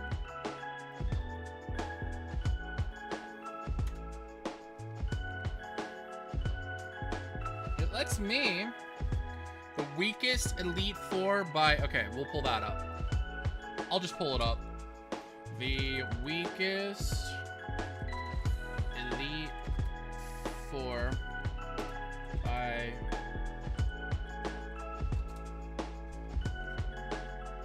this, I'm guessing. Are you in? All right, let me pause the music. Is it this one? Or is this not it? Or this one? Trace. Is that Trace? I don't know who that is. For some reason, I don't know who that is. Yeah? Okay, cool. All right, that's what we'll watch while I eat. I'm going to mute myself. By the challenge that comes with the Elite Four? Do you feel mentally dwarfed being in the presence of Cynthia and her top energy? Are you the 99%? Well, that's sick, because 99% of you could pass through this Elite Four I'm coming up with about as much effort as passing through a revolving door. You don't even have to leave, you keep spinning, man. Take them on as much as you want. 5-time Pokemon League champ before you even crack open the forest doors. The worst worldwide Elite Four. The other video I made, as if I made it as inaccurate as possible. These are the Elite Four members that barely pass as a middle of the map gym leader. You don't even need gym badges to get in here. It's like £3 entry. Hey, just show them your ID. Alright, sick, you're 10, sick, you're in. Hey, why should they take the entry seriously when some of the members don't even take their own team seriously? Because some of these trainers, the best in their country, region, whatever, don't even have a full team. The first opponent actually does near enough have a full team, and yet still, somehow, this guy managed to join an Elite Four. A guy who's really into bugs. An extra pocket space, apparently. Aaron, you look trimmed up on the outside. You look like you're ready to dish out the business at first, but we all know the inner incel weevil that's lurking inside. In one of the strongest Elite Four lineups as well, with Sinnoh. Someone deadass managed to hang with the top 5 trainers in the Sinnoh region with a team of Dustox and Beautifly. So straight away, you're about on par with some kid from Hoenn who's walked about half an hour away from his house. But fair enough though, his team picks up a little bit at the end, but the damage is more than done by the time he gets to the meat of his lineup. How did you even get this far in your career? Are you the apprentice? Is your mum Cynthia? Does your dad play golf with Giovanni? And he's asked for a few favors, you know, or else Crocodile's breaking a few more of them kneecaps. So it's just everyone's a bit too afraid to ask. While you're the first face Sinnoh trainers see when they walk into their Elite Four, right? They're too afraid to question how you made it this far with such a dead team. And fair enough again, he cleans himself up a bit in Platinum, so fair play to the man. It's a bit more forgivable there. Yanmega and Scissor, that's a little bit more Elite Four tier. But in Diamond and Pearl, Elite Four? Are you mad? Are you joking me? Ah, it's a good one, Aaron. Hey, banter, yeah. You can hand over the second gym badge now. Alright, you know what? It's only fair. I did it with the best Elite Four. It's only fair to switch all potential Pokemon you could have used in all the rematches and the tournaments. You could throw in Yanmega on that Diamond team just to have the full 6, but you're still dead. Thought you were getting Scissor. Ooh, nah. Trying to make the worst team for you here. That's the gimmick of this video. Pay attention. You're getting Yanmega. I guarantee more people have waited out in Viridian Forest than they have against this man. How are you even still wasting your time with half of these? Elite Four is like celebrity your athlete status, right? You throw your weight around a bit. I'm sure you've made enough contacts to the odd Elite Four sesh or two to breed your fortress or something. I'm sure your dad's golf buddy runs a wee little Discord server with Gosma on it somewhere. Get him to breed up a Galissapod for you. Man, like, go National Park. Like, one time. Go once. Just try it. Like, just invest in the trip. Kinda like the game they spawned from, this member's team is unfinished, because we're getting to the Kalos developmental 4-piece teams for the next opponent of this Infinity Gauntlet. Get it? Because it's a gauntlet of trainers who are all so bad that you could just keep fighting them infinitely. But maybe it wouldn't be that way if Malva actually had more than 4 Pokemon. She starts to show a bit of potential. You Chandelure, Talonflame, that's not too bad. But Kalos really got shafted in these videos, because the Elite Four there aren't even clocking in when you face them. Showing up to that palace or whatever, like, I forgot the other 2. Nah, I swear I've got a Mega Blaziken. Must have left him in the car. That's alright. It's alright. Crack the window for him. It's all good, though. She didn't forget to bring their heat. Didn't forget Torkoal.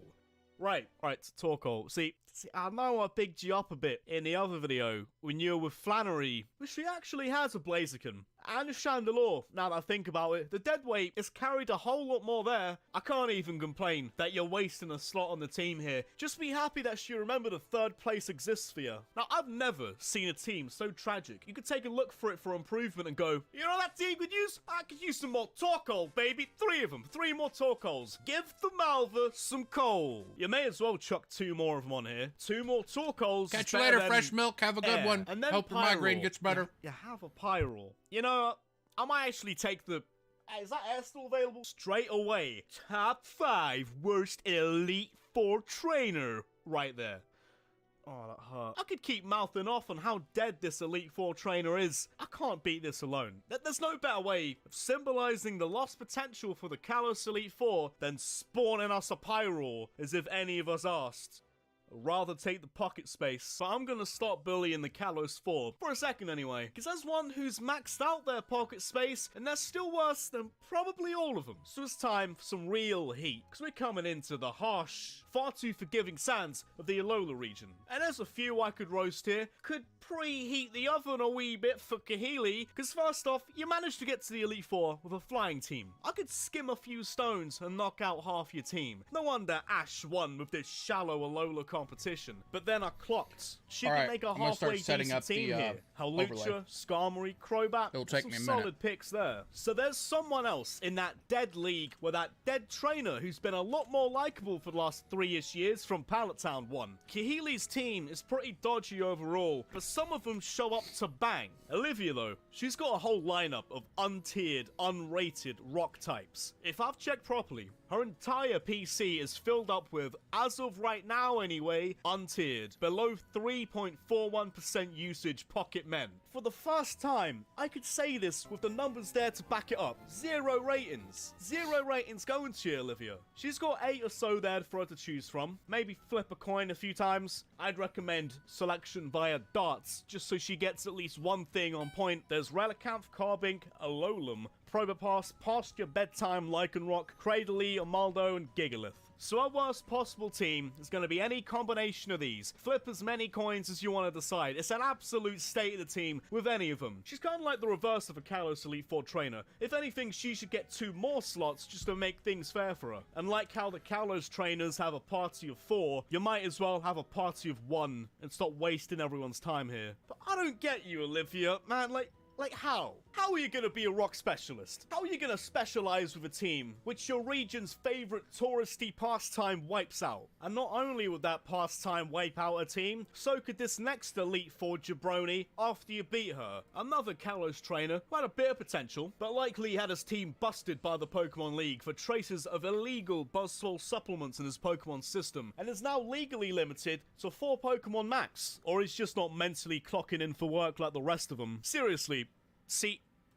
Seaballs? Where's your team at? Your PC in the shop? What's up? I love Kalos, I just don't get it. But unlike this guy did with 2 of his Pokemon, who could ever forget his patented pre-battle line? Do you think Pokemon battling can ever be worthy of being called an art? Everyone remembers that one. I mean, call it what you want. If battling's an art form, you're missing some of the Adobe suite here, my man. About 2 pieces shy of the full Ainsley. You're a chef, I thought you'd be well acquainted with this. But at least he's got some quality to the lack of quantity. At least he's kicking it off with a Gyarados and a Starmie. Your man Seabold has some fine taste for a liquid trainer. Clawitzer and Barbaracle, they're not the worst picks he could have made either. Like, you're salvageable. You're not Olivia tier with your dead picks. And Olivia, she could use whatever she wants. Seabold would just expose her. The first turn alone, she'd learn it's not just Lycanroc, the whole team's past its bedtime. Seabold only needs half of his already near half team to serve up enough warm milk and cookies to her entire PC. But that's not enough to save you off being in the worst Elite Four. You could have been a semi-decent Elite Four trainer, but you're more like an Ace trainer you'd fight on your way to the league. Ace trainer in a cave kind of man.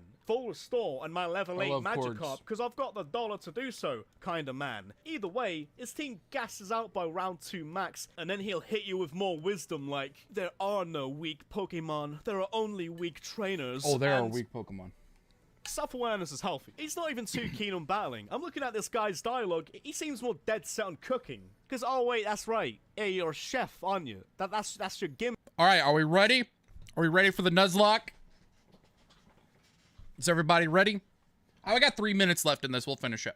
Isn't it? Kalos Elite Four lineup so weak, they still got their day jobs. You probably cooked the rest of your team, didn't you? If battling's an art form, you've been eating some of the crayons, haven't you, your weapon? Or if that Clawitzer, he costs him another win, he's getting slung over the obs. And now, for the champion. Like the last video, I want it to be an actual champion, and not just another Kalos Elite Four trainer with half a team. But who could be the worst champion out of all of them? All of them, they have to be kinda good, right? I was tempted to throw Wallace on here, because he's just a gym leader who's been on the candy. Came a bit close to throwing Steven Stone on here, because half his team is Olivia tier. But it can't be any of them. It's not from the Hoenn region, because obviously, the worst champion is easily that Turbo Virgin from Pallet Town. Wait, no, not the one you're thinking of. More like the one you are thinking of if Professor Oak actually disciplined him as a child. Trace doesn't drive a convertible with his fangirls. He probably drives a smart car with... alone. I'm so glad he's such a bad trainer. I'm so glad that he's so easy to beat, because you never really get to see his character animation when he wins, because I'm 90% sure he default dance. This kid's so lazy. He hasn't even bothered to teach his team 4th moves. And that's way more unforgivable than the Kalos lot, because... wait, dude, I forgot. The whole reason you even exist in the... So I'll be honest, I totally forget that Pokemon Let's Go Pikachu and Let's Go Eevee are even games. I'm just being totally honest with you. I forget that they even exist. Totally blacked those out of my memory, so that's why I forgot who Trace was. First place is to give the player advice through the game. Anyone really gonna sit there and take advice from this jabroni? He hacked his Pokemon just so you can win. I swear I like Kalos. Doesn't even know the 4th move exists. You have to smack him around a bit first before he gets a bit more serious for the rematch. Only then does he actually take a trip to the move tutor. Trace either has Raichu or Jolteon along with a Mega Pidgeot, and from there it's just bare minimum. Your man's a Pokemon Stadium NPC. Rapidash, Slowbro, Vileplume, Marowak. I get that Let's Go is meant to be easy. I wouldn't expect some ultra male challenger at the end of this game, but this kid's a champion. How is the best thing on your team found in the first route of the whole series? This kid's the region champ. His team peaked 10 steps out of his front door, and wait. Why does this kid get to evolve as Eevee? I can't evolve my Pikachu. Can't even make him dench like his primal form. He should have a glorified retire, just like I'd have to if I didn't choose Pikachu, because I'm not taking the rat. I mean, whatever, man. It's not like you need an evolved team for this one. Because with Trace to top off this, the absolute state of this Elite Four, any one of yous could become a Pokemon League champion. Alright, that was pretty good. I enjoyed that. Dude, I pushed pause, alright? Alright, let me change the game. I don't know what happened. Fire red and leaf green. Everything else looks good. Okay. He gives one of his Pokemon quick attack in a champion team. Hey, you gotta have a priority move, alright? You need a priority move. Okay, we're switching to this. Let me turn the audio on. Okay, so I'll be honest, I don't remember where I'm at in this game. It's been 2 weeks since I played it. I got my 4th badge. My level cap is 43. So I just beat Erica. So I think I have to do the Team Rocket Game Corner thing. I'm pretty sure that's where I'm at. I could be wrong. It has been a while, but I think that's where I'm at. Can anyone in chat confirm that that's what I need to do next in FireRed? And this tilt is still tilted a little too much. That's about right. I think that's about good. Has anyone played FireRed recently? I'm pretty sure I have to do the Team Rocket Game Corner. I think that's where I'm at. Game Corner in the tower. That's what I was thinking. Okay. Because I need to get the Silscope, and then I need to get the Pokeflute. And I have to do it in that order. All right. That's where we're at. So, I think we've got quite a few trainers coming up. For those that don't know, this is hardcore rules. So our level cap is 43. We don't use items in battle. And what else? It's a Nuzlocke, so we only catch one Pokemon per route. It's randomized. And they're the trainers, important trainers and gym trainers have 6 Pokemon. And next time I do one of these, I'll add a level boost. I'm not doing it now, though. Do you have a Vileplume or Victory Bell for Koga? I do not. It is randomized. So this is what I have. I have this, and then I'll show you my box. This is what I got in my box. We got Venonat, we got Arbok, we got Lombre, we got Dustox, we got a Whismur, we got a Drowsy, we got a Marowak, we got a Growlithe, we got a Kecleon, we got a Granbull, we got a Venomoth, and we got a Shedinja. I think I'll put Shedinja in the team for Nuzleaf. I need to get its item. So let me grab the item. I would evolve. I have the stones to evolve Nuzleaf and Lombre and Growlithe, but they don't learn their best moves until like in the 40s. So I'm chilling on evolving those for now. Yes, I will probably use Arcanine eventually. But right now, I'm not, because I think I'll just throw an amulet coin on this thing, honestly. I could go scope lens. I don't really want to scout with it, though, so I don't really want to put the amulet coin on it. I'll give it a scope lens, and then I'll throw the amulet coin on 4 trees. The trainers' teams are random, yes. It had a focus band. Does focus band work on Shedinja? If it does, it's broken. Does focus band work on Shedinja? Anybody know? In case I make a mistake? Or we'll try it. Why not? For science. I honestly am not super invested in keeping this Shedinja because it's really broken. It's a cool Pokemon, but it's like super busted. I need to level it up to level 29-ish. It's probably good. I hacked in rare candies, by the way, because I don't want to grind. Nobody wants to watch a live stream where I'm sitting there battling wild Pokemon for 8 hours straight. Oh, it's not Focus Sash. It's Focus Band. Yeah, I'm thinking of Focus Sash. Focus Band doesn't work. We don't know for sure. One says it does. One says it doesn't. We'll find out. Why not? I'm not super invested in keeping this Shedinja. I'm not going to lie. All right. So I'm going to take a nice breath. And then I'm going to hit the record button. And then we're going to hop right into it. Welcome back. It's episode whatever. I have no idea what episode we're on now of the Pokemon FireRed Hardcore Randomizer Nuzlocke. Last episode, we got our 4th badge from Erica. It's the Rainbow Badge? Is that what it's called? I don't know the names of the badges. I'm pretty sure. The current team we're rocking with is Fortress, Heracross, Shedinja, Tyranitar, Azumarill, and Altaria. The name just totally friggin' left me. We're going to be taking on the Rocket Game Corner today, which means a lot of battles, I'm pretty sure. So, I'm pretty sure there's like 1 million battles in here. We're going to avoid as many of them as possible, as always, because they're random, and we don't want to get like blown up on or something. Welcome back, guys. It's been 2 weeks since I played this. I am super excited, actually, to be back playing this game again. I know I just released episodes for it last week, but that's the magic of recording in bulk. It has been a while since I played it. I had some episodes banked up. All right, dude, turn. Thank you. Like I said, we're going to be avoiding as many trainers as we can because we don't want to lose Pokemon in here, and we hate Team Rocket. I also don't know what level their Pokemon are going to be, so I'm a little scared. All right, Calcium. You know, we already have those because that's how we get our EVs. Metal Coat. Okay. I think that could be needed to get some Pokemon.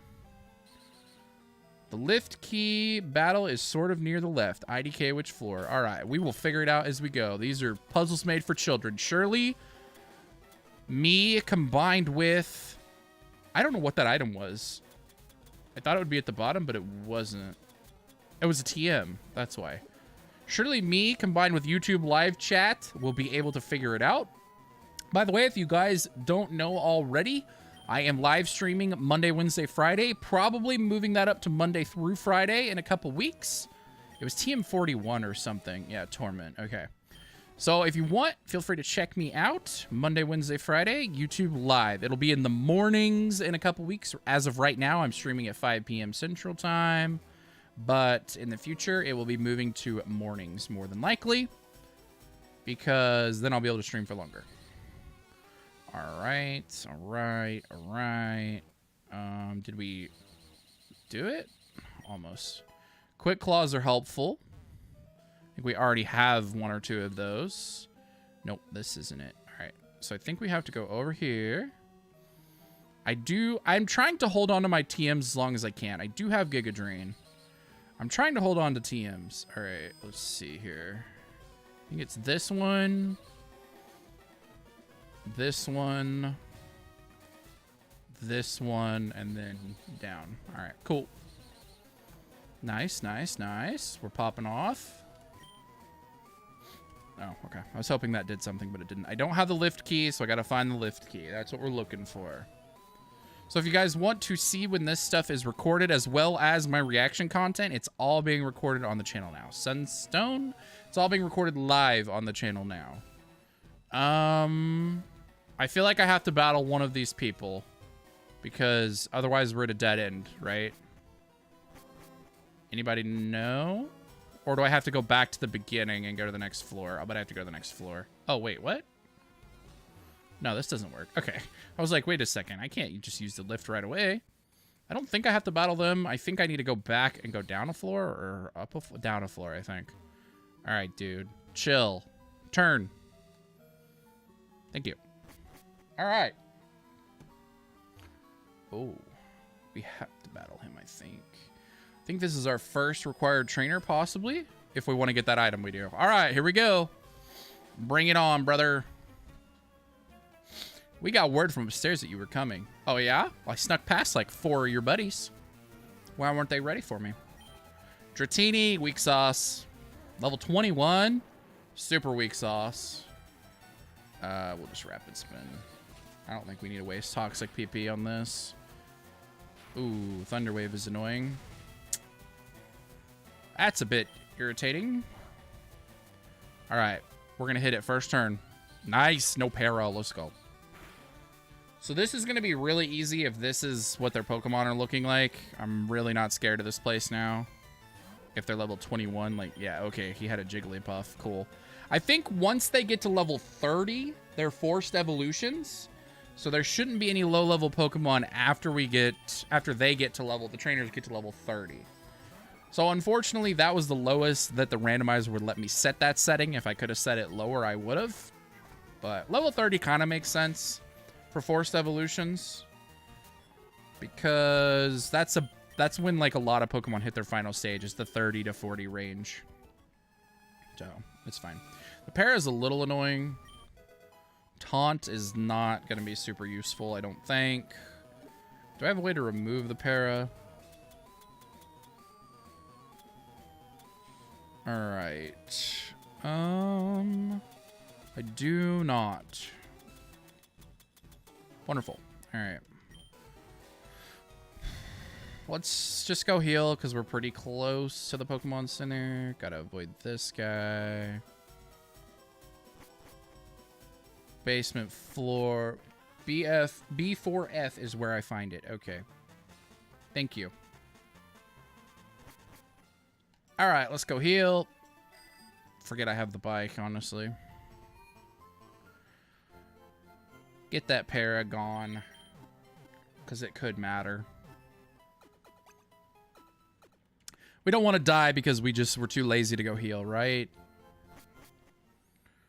All right, and then we are back at it. Okay. There we go.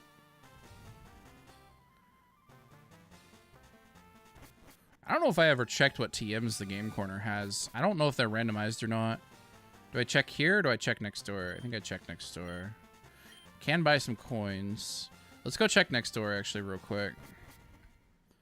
I honestly don't remember what was in here, even if I did check it. So let's take a look. Oh, I have to have the coin case. Who gives me the coin case? Some dude somewhere. Is there like a guy like hanging outside? I think it's this guy. Catch you later. I don't know how to say your name. Mild. I'm just going to call you Mild because I honestly have no idea. Who gives me the coin case? Is it this guy? Nope. Is it someone in here? Question mark.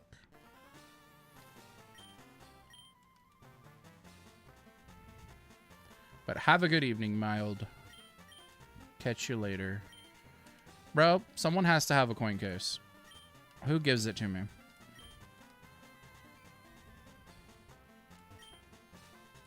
I don't have the coin case. Where do I get the coin case? All right. Tilted. Tilted. Do either of you give me the coin case? I know I don't have a coin case. Do you give me a coin case? Bruh, someone here has to give it to me. It's guy in a bar. So some building in town. Maybe one of these. What's this guy? Nope, nope. Is it in here? Is it this guy or is it that cranky guy on the top left? I think it's this guy. Thank you.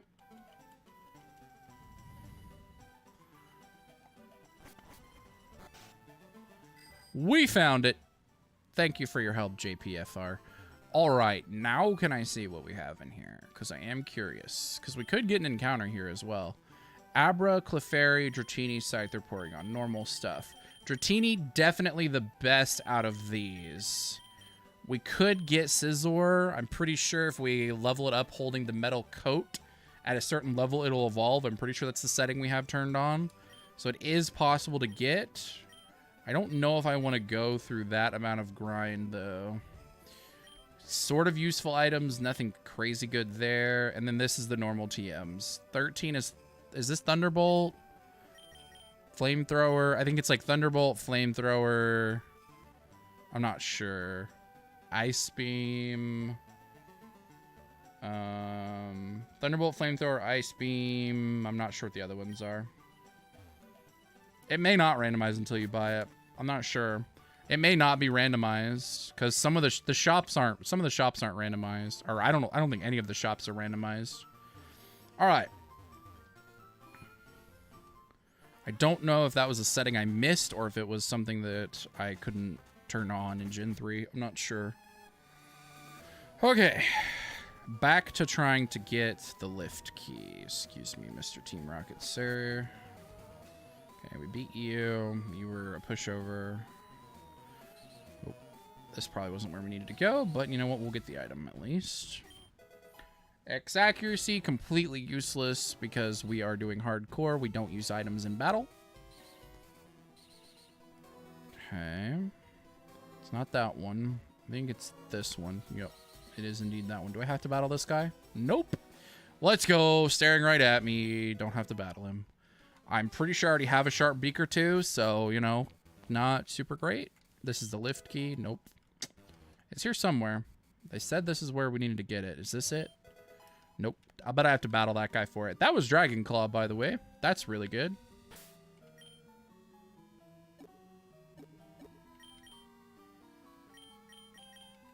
Do I have someone that can learn it? Can Altaria learn this? Altaria can learn this. Interesting. I did make it a mixed attacker, I think. Let me see what its stats are. Because that's probably worth, right? Ooh, 49 attack is pretty bad. Is it special in this game, though? Is Dragon special in Gen 3? I don't remember, because this is pre-physical special split. Is Dragon physical or special? It is special, so it uses its special on Dragon moves. Cool. All right, we're going to probably just go ahead and teach that. I don't see myself replacing Altaria. Unless I get I could get a better dragon, I guess. Yeah, we'll just wait. We'll just wait. We'll hold our TMs.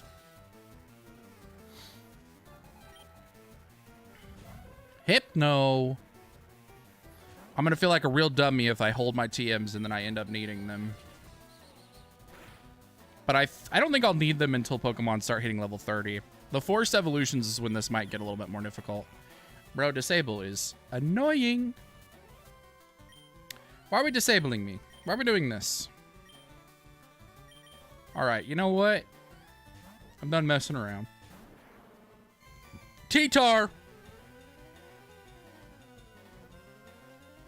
Ha! Doesn't affect me.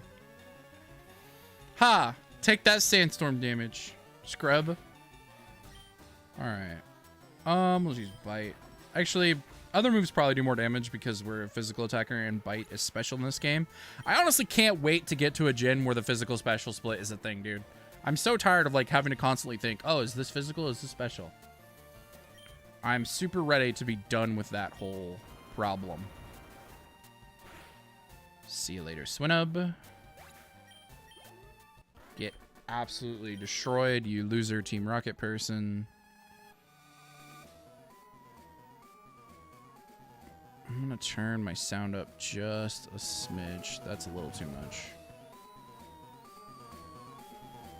How about that? What's up, Adam Thomas? How are you? Got the lift key, easy peasy. I don't think there's any more items that we care about. Alright, let's just walk past you again because you're the worst lookout ever. And then up. And then we gotta go past this guy. I am doing well. I'm having a good day, man. I'm enjoying being live streaming again, honestly. It's been a very long time since I live streamed. A very long time.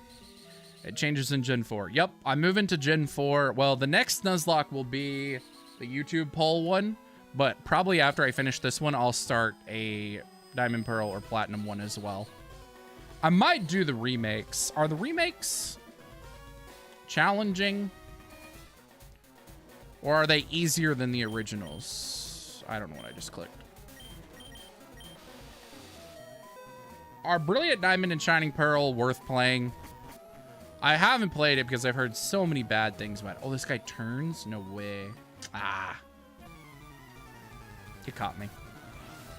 He caught me. Oh, he got me. Milotic.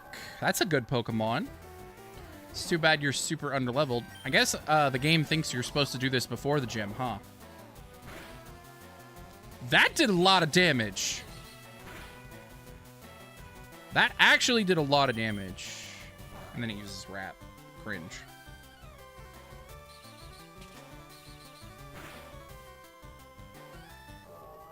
Alright, alright, alright, alright. 4 trees. Cacturn. The remakes Elite Four and Champion Fight have competitive Pokemon. Is it easier or harder than Platinum? That's my question. Because I want to know if it's worth buying them, because I currently don't have them, in order for that to be my next Nuzlocke instead of Platinum. Because Platinum would be the other game that I would probably be doing. Zap Cannon on 4 trees? What? Oh, that's a 50 accuracy move. I don't know how I feel about that. I think our moveset is fine. Rapid's a little weak sauce, but Zap Cannon doesn't really make us better. Why does it learn that? That makes 0 sense to me that learns Zap Cannon, by the way. All right, do we have any healing? I don't think I have any healing. I have a Moo Moo Milk. Moo Moo Milk for 30 HP. Not really worth it. You think Brilliant Diamond and Pearl are harder than Platinum? Okay, maybe I will play that then. I probably need to play it just to experience the game, right? Like, I don't know. I've heard so many bad things about Brilliant Diamond and Shining Pearl.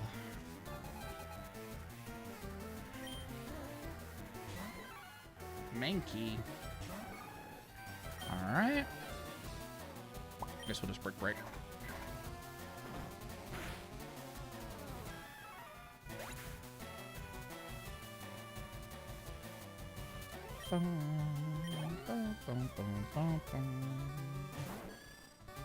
Yenma. Oh yeah. I forgot about my choice band. That's still a lot of damage.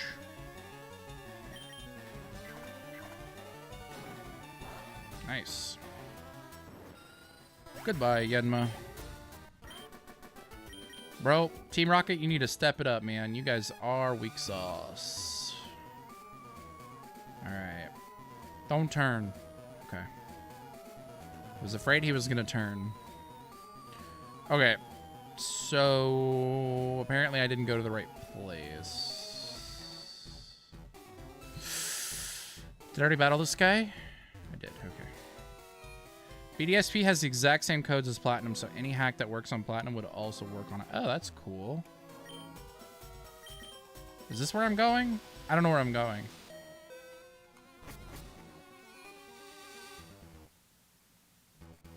Hey, look, an item. This must be where I'm going. A Moonstone, okay. That could be good if we get a Nidorino or a Nidorino. Do I have to battle you idiots? I think I have to battle these idiots. I'm guessing if I beat both of these guys, they open the door. Mightyena! Oh no! Not a Mightyena. Maybe I'll get BDSP then. I don't know. It'll be a while before I finish this game, so we'll decide when we get closer.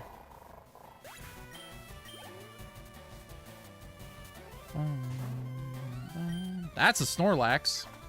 That's a little spoopy. I'm actually going to change the game title to be Legends Arceus. I don't know if that's what people do over on YouTube, but that's what we do on Twitch. We just put whatever the most like new Pokemon game is. If it's wrong, then whatever, they'll tell me probably, right? All right.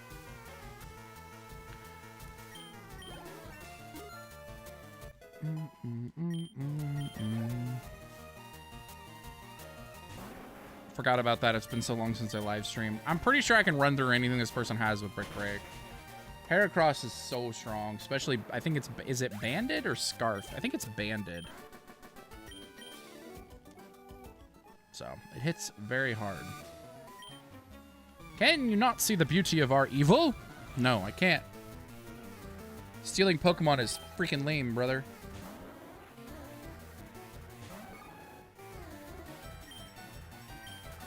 Stealing Pokemon is freaking lame. Stream quality has been good the whole time. I've had a solid bitrate at 6,000. That's amazing. Last time I was trying to stream, my bitrate was all over the place. So maybe Mediacom finally has my internet situation figured out. Hope so. It's going to be interesting because the next two level caps are both 43. So if I want to be able to use the same Pokemon for the next two gyms, I have to manage my XP and make sure that I don't over level. Otherwise, I'll have to use a different team for each gym leader. So that's kind of neat because the next two gyms have the same level cap because they're meant to be done in any order, I think. All right, we're going to lead with 4 trees again. We have to battle Giovanni here, right? Oh boy. This actually could be a little spooky. Because I think this will give him, he'll have 6 Pokemon. I could be wrong. Meditite. Did he have 6? I didn't pay attention. I think he did. Hidden Power. Okay, that actually did quite a bit of damage. You're definitely supposed to do this before beating Erica because these Pokemon are underleveled. Ooh, so close. Oh yeah, and important battles have health items as well. Special attack sharply rose. That's a little scary. He did F6? Okay, I thought so. I'm a little scared of this hidden power, I'm not gonna lie. I think I'm gonna switch to Not Blissey. It's a little tankier. Or it's a little tanky. I'm just worried about a crit. I think a crit kills me. So, let's just do this. I don't know what type the hidden power is, though. And that was a crit. That was a really good switch. Because that crit might have killed my Fortress. It did about... It did over half of Not Blissey's HP, so it did 57. And this Pokemon is invested in HP. So that's a little scary. Probably could have lost Fortress there. Chikorita's Weak Sauce, Ice Punch, see you later. Oh, didn't one-shot it. Wow. That's actually surprising. Uh-oh. Don't crit. Okay. Good thing it didn't crit. I probably should have switched in case it was a speed tie. But I was pretty sure I was faster. We're playing a little fast and loose here. We need to rein it back in. We need to rein it back in. Tangela, another grass type. Okay. We'll go to Altaria. See, with a level boost, this could have been an actual, like, challenging fight. But because there's no level boost, this is super easy. Okay, Poison Powder's a little annoying. I hope I have antidotes. I'm pretty sure I do. If I don't, it could be really bad. I could lose Altaria. Probably should have just switched it out to avoid more poison damage. It does have Natural Cure, though, so when I switch it out, it'll heal a little bit. So we'll just go ahead and switch it so that this poison doesn't get us any lower. I think we'll just go to Heracross here. Hercules. Sand attack's a little annoying, but it's okay. Does it heal status conditions or does it just heal HP? I don't remember if Natural Cure heals just HP or if it heals status conditions. It heals status conditions. That's broken. All right, we're going to Gojira because we're locked into Brick Break. We can't hit this thing with Brick Break. I thought it healed HP, but no, it's status conditions that it heals. Okay, good to know. It's Regenerator that heals HP, right? It's Rock Slide. It's probably the most damage. Nice. Tyranitar is a very, very useful Pokemon. And we'll Rock Slide again. I love Tyranitar, man. It's one of my favorites. Oh, President? That might hurt, actually. Is that an ice move? Oh, no, it's a normal move. Okay, never mind. I thought that was an ice move for some reason. All right, Sandstorm is raging. Can we please hit this thing with a Rock Slide and kill it in one hit? See, if it added... So he had a level 29. So if it raised all of his Pokemon's levels to the highest level Pokemon, it would be a challenging fight. But because it puts him to the lowest level Pokemon, it's not a challenging fight. That's kind of lame. I wish they would fix that. All right, let's get out of here. We got the old Sylph Scope Arena. And that is going to be the end of this episode. If you enjoyed this episode, make sure to check out the rest of my Pokemon FireRed Hardcore Randomizer Nuzlocke episodes. There'll be a playlist over my face or over there somewhere. And make sure to subscribe to the channel. Thank you guys for watching. I'll catch you in the next episode. Peace. All right, we'll stop recording that. And then we will make our way to the tower, and we'll start recording from there. That was 25 minutes, so that's good enough for one episode. All right.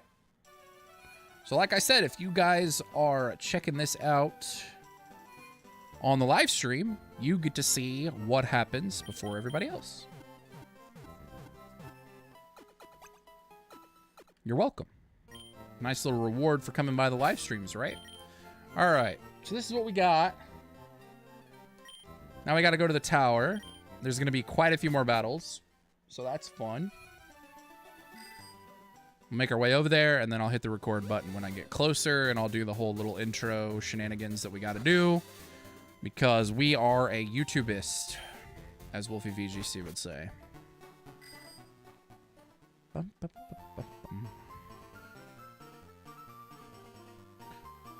much money do I have after that?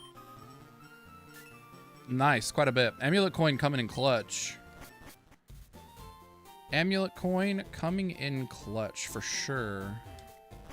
All right. I don't know who of these people I battled and who I didn't, so I'm just gonna try to avoid all of them.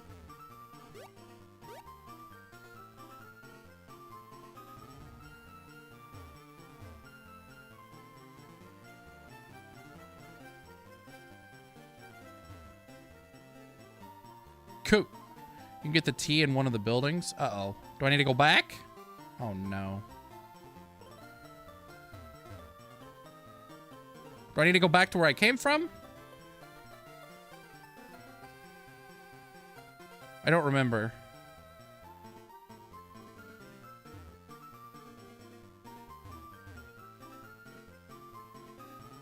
Yeah, I remember I need to get the tea, but I don't remember where it's at. Been a while.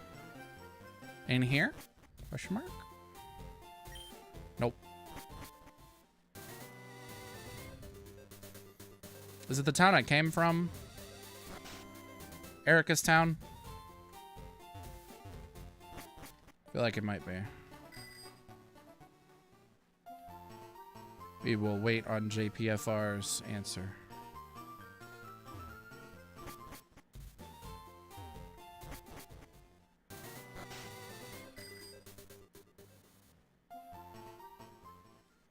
Is it here somewhere?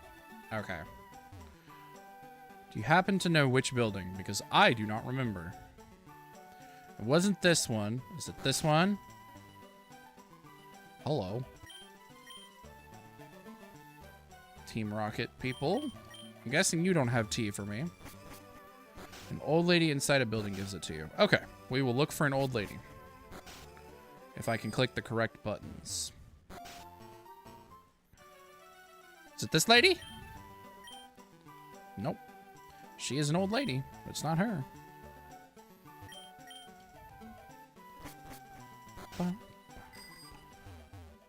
Building at the top. Okay. We'll go back up here. One of these. This one? Is it in the mansion? I feel like it has to be. I don't know where else it would be. Is it this lady? She's an old lady. Nice. Yup. Cool. Thank you. I knew that I was around the time to get that, but I didn't know exactly where. Okay. We'll do the tower before we face Psychic Gym Leader. What is her name? Sabrina? Is that her name? Something like that. Serena? Sabrina? Something. Cool, so now I can get through here.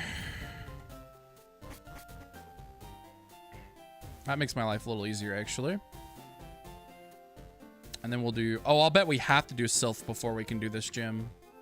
Because I'll bet it's blocked until I do Sylph and then the tower. Yep, okay, cool. That makes sense.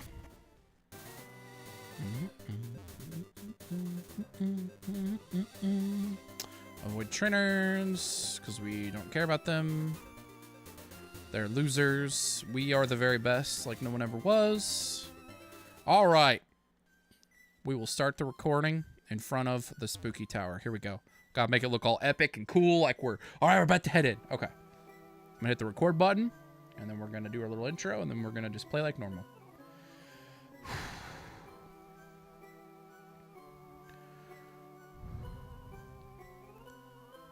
All right, we're back with the Pokemon FireRed Hardcore Randomizer Nuzlocke. This is insert episode number here because I have no idea what the episode numbers are anymore. Today we're taking on the Pokemon Tower. We got the Silph Scope on the last episode. Spoiler alert, Team Rocket is pretty weak sauce. If you haven't checked out that episode, you should go check that out before you watch this one. We're hopping right into the tower. We're trying to get ourselves the Pokeflute. We actually will get an encounter in here too. Now that we have the Silph Scope, so we can go ahead and get an encounter in here. I think we need to go higher up. Oh, we have a rival battle. It looks like we have a rival battle first. Okay, let's do that. Bring it, crits. I totally forgot about this rival battle, but let's jump right into it. Rival crits with 6 Pokemon and a Hitmontop. That's a little spooky. That's a little spooky. I think we're going to Toxic it. And then we're going to switch. That's a normal move. Triple kick is normal, right? Yeah. Or maybe it was... It must have been fighting then. And we must have... It must be normal effective against us because we're Bug and Steel. All right, now let's switch. We'll go to Altaria. Get out there, Last Shadow. Rapid Spin. Kind of cringe. We could have just protected one turn, I guess. Wow. Hitmontop is faster than my Altaria. It is a fighting move, and it's normally effective because we're Bug and Steel. Okay. Cradily probably knows a rock move.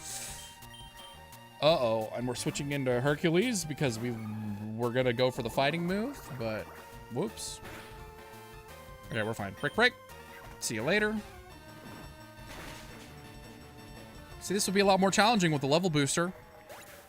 Gotta remember to do level boosters in the randomizers in the future, because this is too easy. Break. We'll see you later. I wish I could make this sound challenging and be like super hyped and like excited. I'd be like, oh man, this is a really tough fight. We might lose this one. I'm pretty sure this can be too easy because we're over leveled at this point. It's like, yeah, level 20 Starmie. Oh no. Not a level 20 Starmie. What will I do? Honestly, I think we're just gonna break it. It might not one-shot it, but it might one-shot it. Okay, it one-shot it. Starmie is paper, and we are banded. Mischievous. Can't break that, so we do need to switch. We will switch to our friend Tyranitar. Gojira. Confuse Ray is annoying. We don't like that. We do not like that. Sandstorm rages, making the battle take longer. Woohoo. Hit it. Do it. One-shot it. Yeah.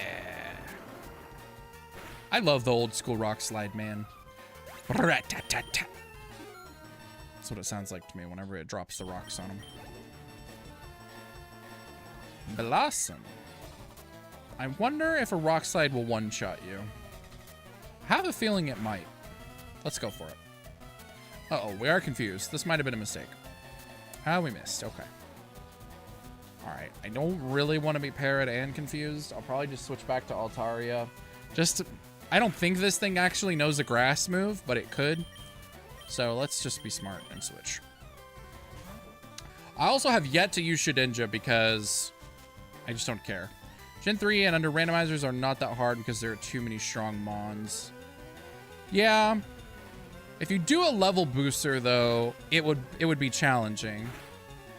If you forced evolution at level 30, which I did, I forced evolution at level 30. So once we hit level 30, everything should be fully evolved. And if you had a level boost, I don't know how much % I would need. But if they were like 5 levels higher, this actually could be a little bit more challenging. Like if we ran into some legendaries. So that's the thing. Randomizers can make it easier because you get stronger mons, but it also can make it harder because you can run into more legendaries. Do we want takedown? I kind of like the moveset I have. I don't really care about takedown. If we had a level booster, though, it'd be a lot more challenging. So in the future, if I do randomizers, I will have a level booster. I know I've said that like 7 times now, but I will. All right, see you later, crits. Get wrecked. You're a scrub. I'm the best trainer. How about you try training your Pokemon? Loser. All right. Let's go heal. And then hopefully we can get through the Pokemon Tower this episode. I think that's going to be the goal. And then we'll have our flute. And we can wake up the Snorlaxes and see what we get from those. And we can take on the Rocket headquarters. I don't know what it's called. Is it Silphco? Is that the building? I think it's like that is what it's called. And we'll be able to get our next badge. Leave me alone. Okay, cool. All right, I want an encounter. Am I leading with 4 trees? I am. Good. All right, let's see what we get. Let's see what we get.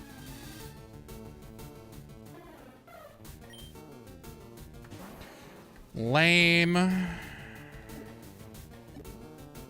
Do I even want to catch this? I don't know. Why not?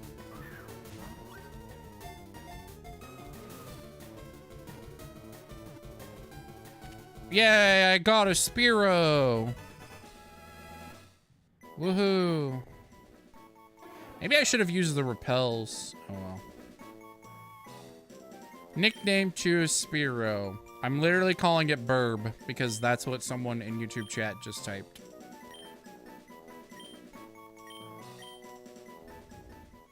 That's its name.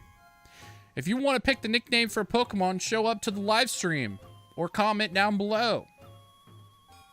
No, I just wanted the item, lady. Leave me alone. I should have went around her and then gone up and gotten it because it doesn't look like she goes side to side. Oh well. Dragonair. Okay.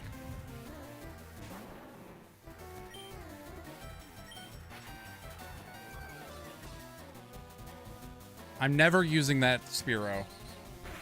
I'm calling it now. There's no universe at the... Oh, Dragon Rage. Okay. We don't like that. Let's kill this thing quickly. Dragon Rage is spooby.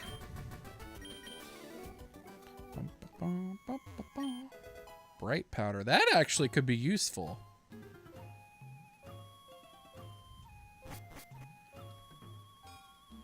Alright. Wait. I think someone higher up heals me, but whatever. I'm just gonna go heal because can. Dude, old Pokemon music is epic, by the way. It's so good. Whoever did the soundtracks in Pokemon games, 10 out of 10. Would rehire. Boo, boo, boo, boo, boo.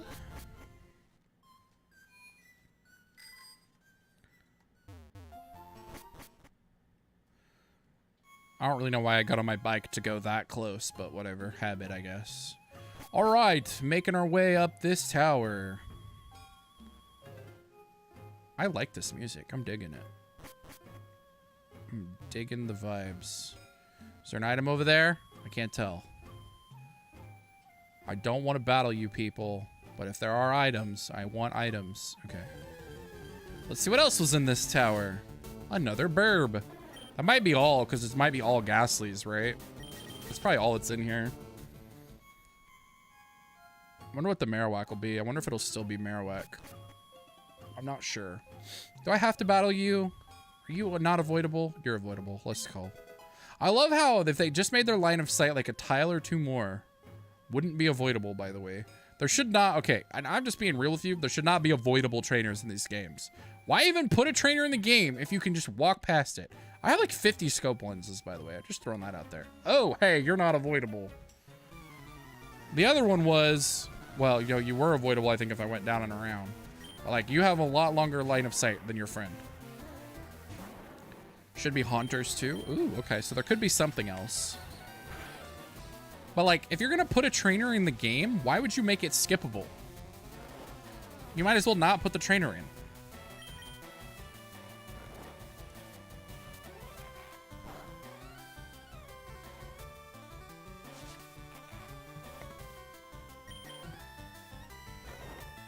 Or just make every battle a yes or no question.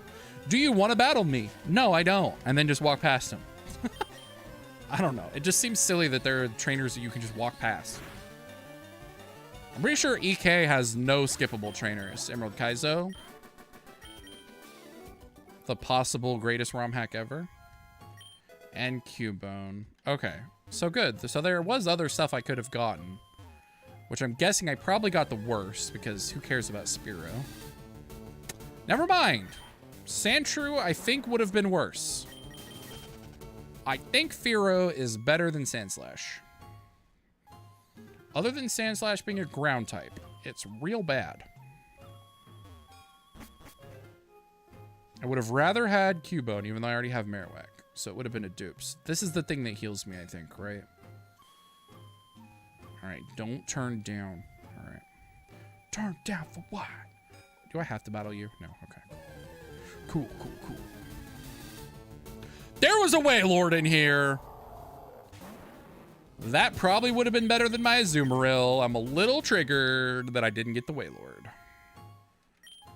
Yay, fully healed. Dragon Scale. That's how we get Kingdra, question mark? Pretty sure that's how we get Kingdra. So actually Seadra is a really good encounter now. Or Horsey. If we can run into those. Yeah, Emerald Kaizo is nuts. Did you watch Pokemon Challenges videos on Emerald Kaizo recently, JPFR? Because if you didn't, you should. I watched a lot of it live. And then I watched the videos that he released on it too. The wipe compilation and how he beat it. It is for Kingdra. That's what I thought. I thought Dragon Scale was Kingdra. And it'll evolve at a level. I don't have to trade because of the randomizer settings. So if I get a Seadra, I just have it hold the Dragon Scale. And then it will level up and evolve at like 30 something. 30 or 35, somewhere in that range. Maybe 36. Dude, Emerald Kaizo is a beast. I have played it in the past, and it made me rage too hard. There was a Ninetales in here too. Uh-oh. Can't escape is bad. Can't escape is bad. That was a lot of damage. That's from a level 17 Ninetales. Imagine if it knew Flamethrower. It might have actually killed my Fortress. Swellow is so good for these runs. Swellow is absolutely broken in EK. He probably... I know he still could have beaten it if he didn't have Swellow. But man, Swellow made it a whole lot easier. Yeah, Swellow is great in general. Swellow is a really good Pokemon. Because the fact that it learns... It has Stab, Facade with Guts is nasty. Stab, Facade with Guts is really, really strong. Especially when you're really fast, like Swallow. Oh, look, another Dragon Scale, because that's what I needed. I'm glad this, like, no bad items thing is giving me good items, but, you know, I'm getting a lot of duplicates that I don't really need. X speed is worthless. Hey, look, Fortress. That can blow up. I'm really scared. I'm kind of scared to run, because if I can't escape... Okay, we're good. That's a little spooky. I'm gonna go back down and heal now. Don't know why I didn't already do that. Mistakes were made. I kind of want to beat that trainer just to have quick access to the heal, but I've beaten both of these, so it's okay. Yay, fully healed. All right, let's hop back up here. Okay, if I can click the right button. Struggling with the controller D-pad. Is this not skippable? This is not skippable. Wonderful. There's actually a lot more Pokemon in here than I thought. Look, see, there's a Vibrava. So it looks like each floor has different Mons. So I just got super unlucky because I could have had a Flygon, which probably would have even replaced my Altaria. As good as Altaria is. Flygon is probably better just because Stab Earthquake. I want to Toxic this thing. Because it's going to take a hot minute to kill. Okay, or we're going to miss it, and then we're just going to switch. Because that's annoying. We'll go to Non-Blissey. I was going to go to Heracross, but I don't want to eat any rock moves. Okay, Rage. Don't like that. Harden.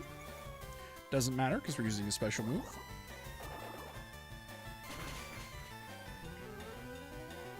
I feel like I have a good team, but not like a broken team. I don't feel like my team is broken.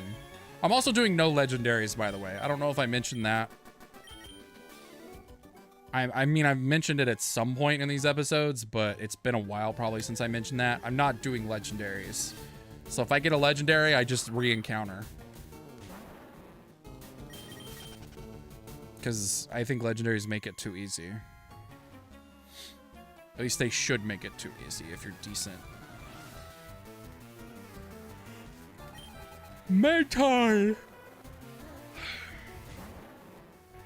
Hello, Mantine. How are you? Alright, now we enter the sleepy last bit of the stream because I'm going to go ahead and take my melatonin so that I can make sure and wind down on time. So, if I start to act more silly and goofy, you know why.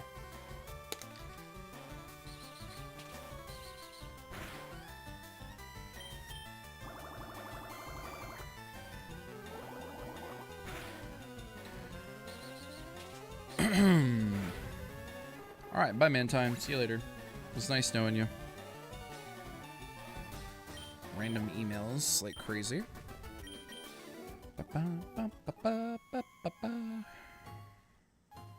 Alright. Keep moving. I don't think I need to go heal. Oh, this is the end, basically. Never melt ice, okay. We get a decent ice Pokemon. Don't you tell me what to do, Marowak. Might still turn into Marowak, honestly. I have a feeling it will. Nope! Zapdos!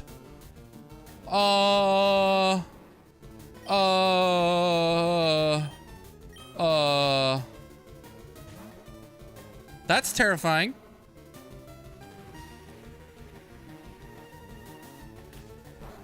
I only use legendaries when I have literally nothing that could help me in the same way. Yeah, I don't know. I just feel like it makes runs too easy if you use legendaries. Especially if you're doing regular runs and the legendaries are always like super over leveled.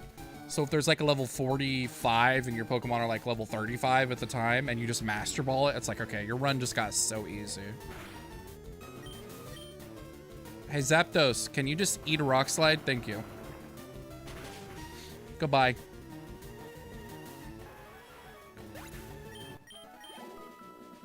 Of all the Pokemon that could have been, it was actually a scary legendary. Holy moly. Okay. All right, I'm going to go heal just because I got parried. And I'm pretty sure there's actually like several trainers coming up. So it could have been worse. I could have gotten a Volbeat.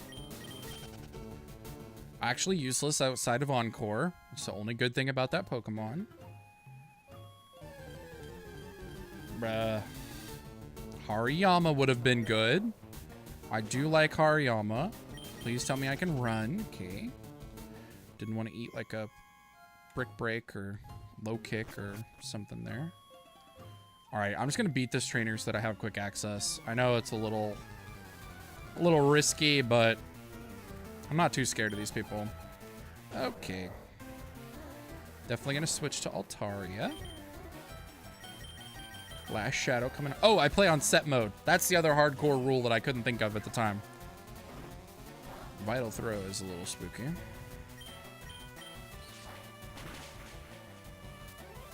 Bye. See you later, Hariyama. Man, my nose itched and I scratched it and now it won't stop itching. I hate that. It's the worst. Don't scratch itches, because then they never stop itching. You definitely don't itch itches, okay? You scratch itches. Xatu, pretty decent Pokemon. Would have been better than a lot of the stuff I got. The annoying thing is it's catch 'em all mode, so I might never see some of these Pokemon again. Like Zapdos, that was probably my only chance to run into Zapdos because it's catch 'em all mode. So like each route is supposed to have different Pokemon. I don't think I can go past these guys, but is this a 898 randomizer? I think I use Universal Randomizer or something. I don't remember what the actual randomizer is called. Uh-oh, Hyper Fang. Oh yeah, not very effective because we're steel. Okay, let me escape, please. Random. I don't remember what my randomizer is called, honestly. It's been a while since I used it. Yeah, I don't remember. I think it's just the Universal Randomizer. Oh, come on, man. I just want to run away from this thing. Thank you. Nope, can't skip these guys. Okay.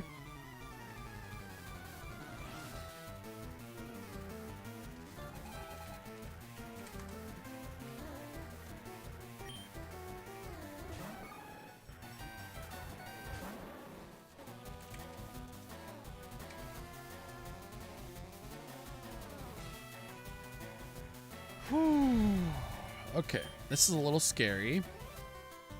I'm not super strong against fighting types. We'll go to Altaria and hope it doesn't. It shouldn't know a rock move because I'm pretty sure I TM'd that on it. Aerial Ace. See you later. 898 is the amount of Pokemon till Sword and Shield. Anyways, I gotta go. 6th stream. Good luck with the Nuzlocke. Okay, catch you later.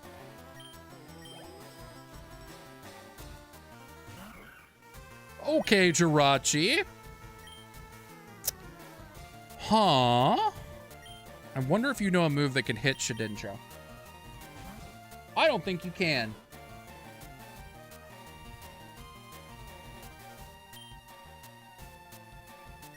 Oh, my moves suck really bad, though.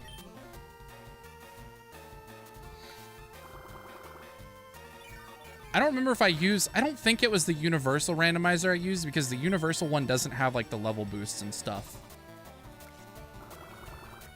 Get cheese, Jirachi.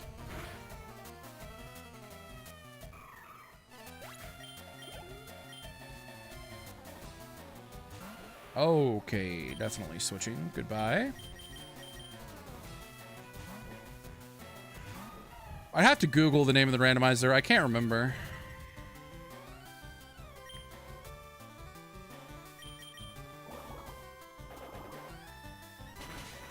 Goodbye, right on.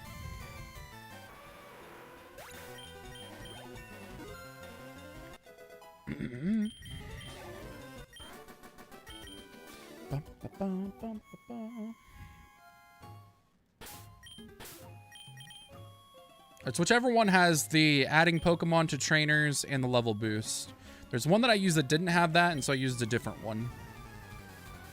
I don't remember what it was, though. Is that leash life updated? Yes, it is. That's another setting you can toggle in the randomizer. Update the moves to their Gen 8 form. So yes, it is updated moves. The moves are Gen 8. I like it because it made some moves like leech life in particular that were useless. It actually made them decent.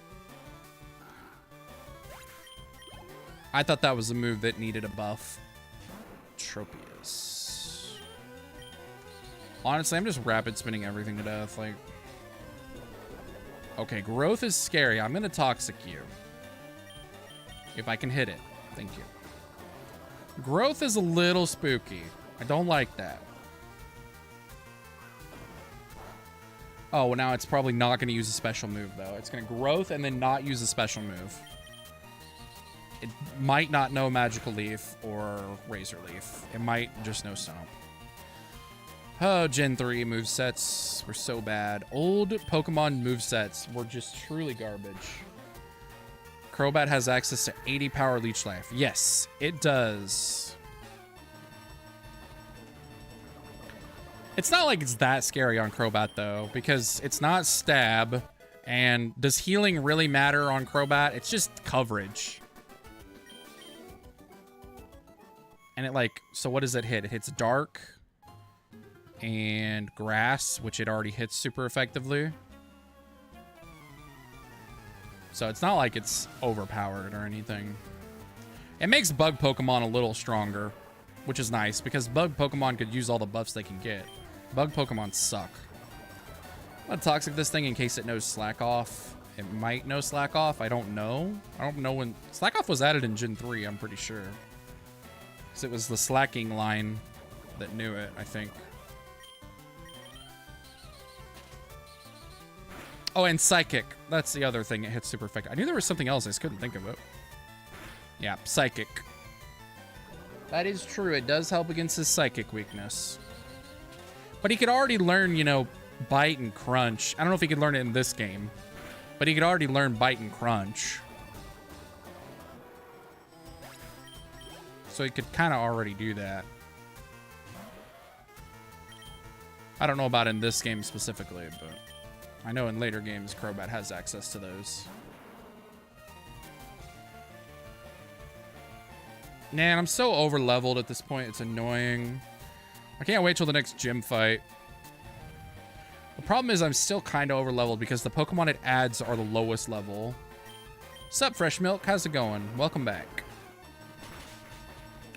We are running over Pokemon that are lower level than us still, unfortunately. Oh, hello. Good thing you're level 23.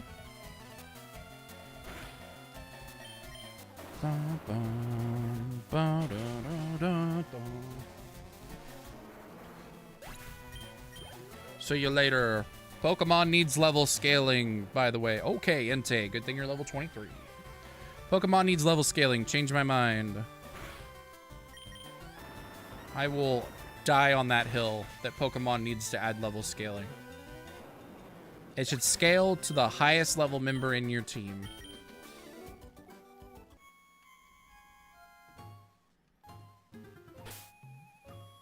Yeah, you're right. Crunch is special in this gen, so technically Leech Life would be better. You are correct. Physical special split is stupid.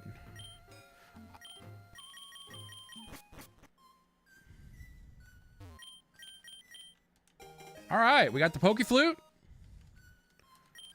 Poggers.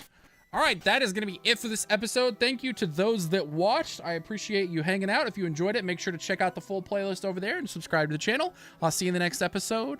Peace. All right, guys, that is going to be it for the stream. I know it was a bit short, but that's kind of all the time I have until work is over for the summer. Once the summer rolls around, I'll be able to stream for like at least 3 hours, probably more like 5. Is going to be the goal, is to hit 5 hours every day. So I'll be able to stream a lot longer in a week, in about a week. So thanks to those that watched the live stream. I really appreciate it. You guys are awesome. Thanks for dropping by.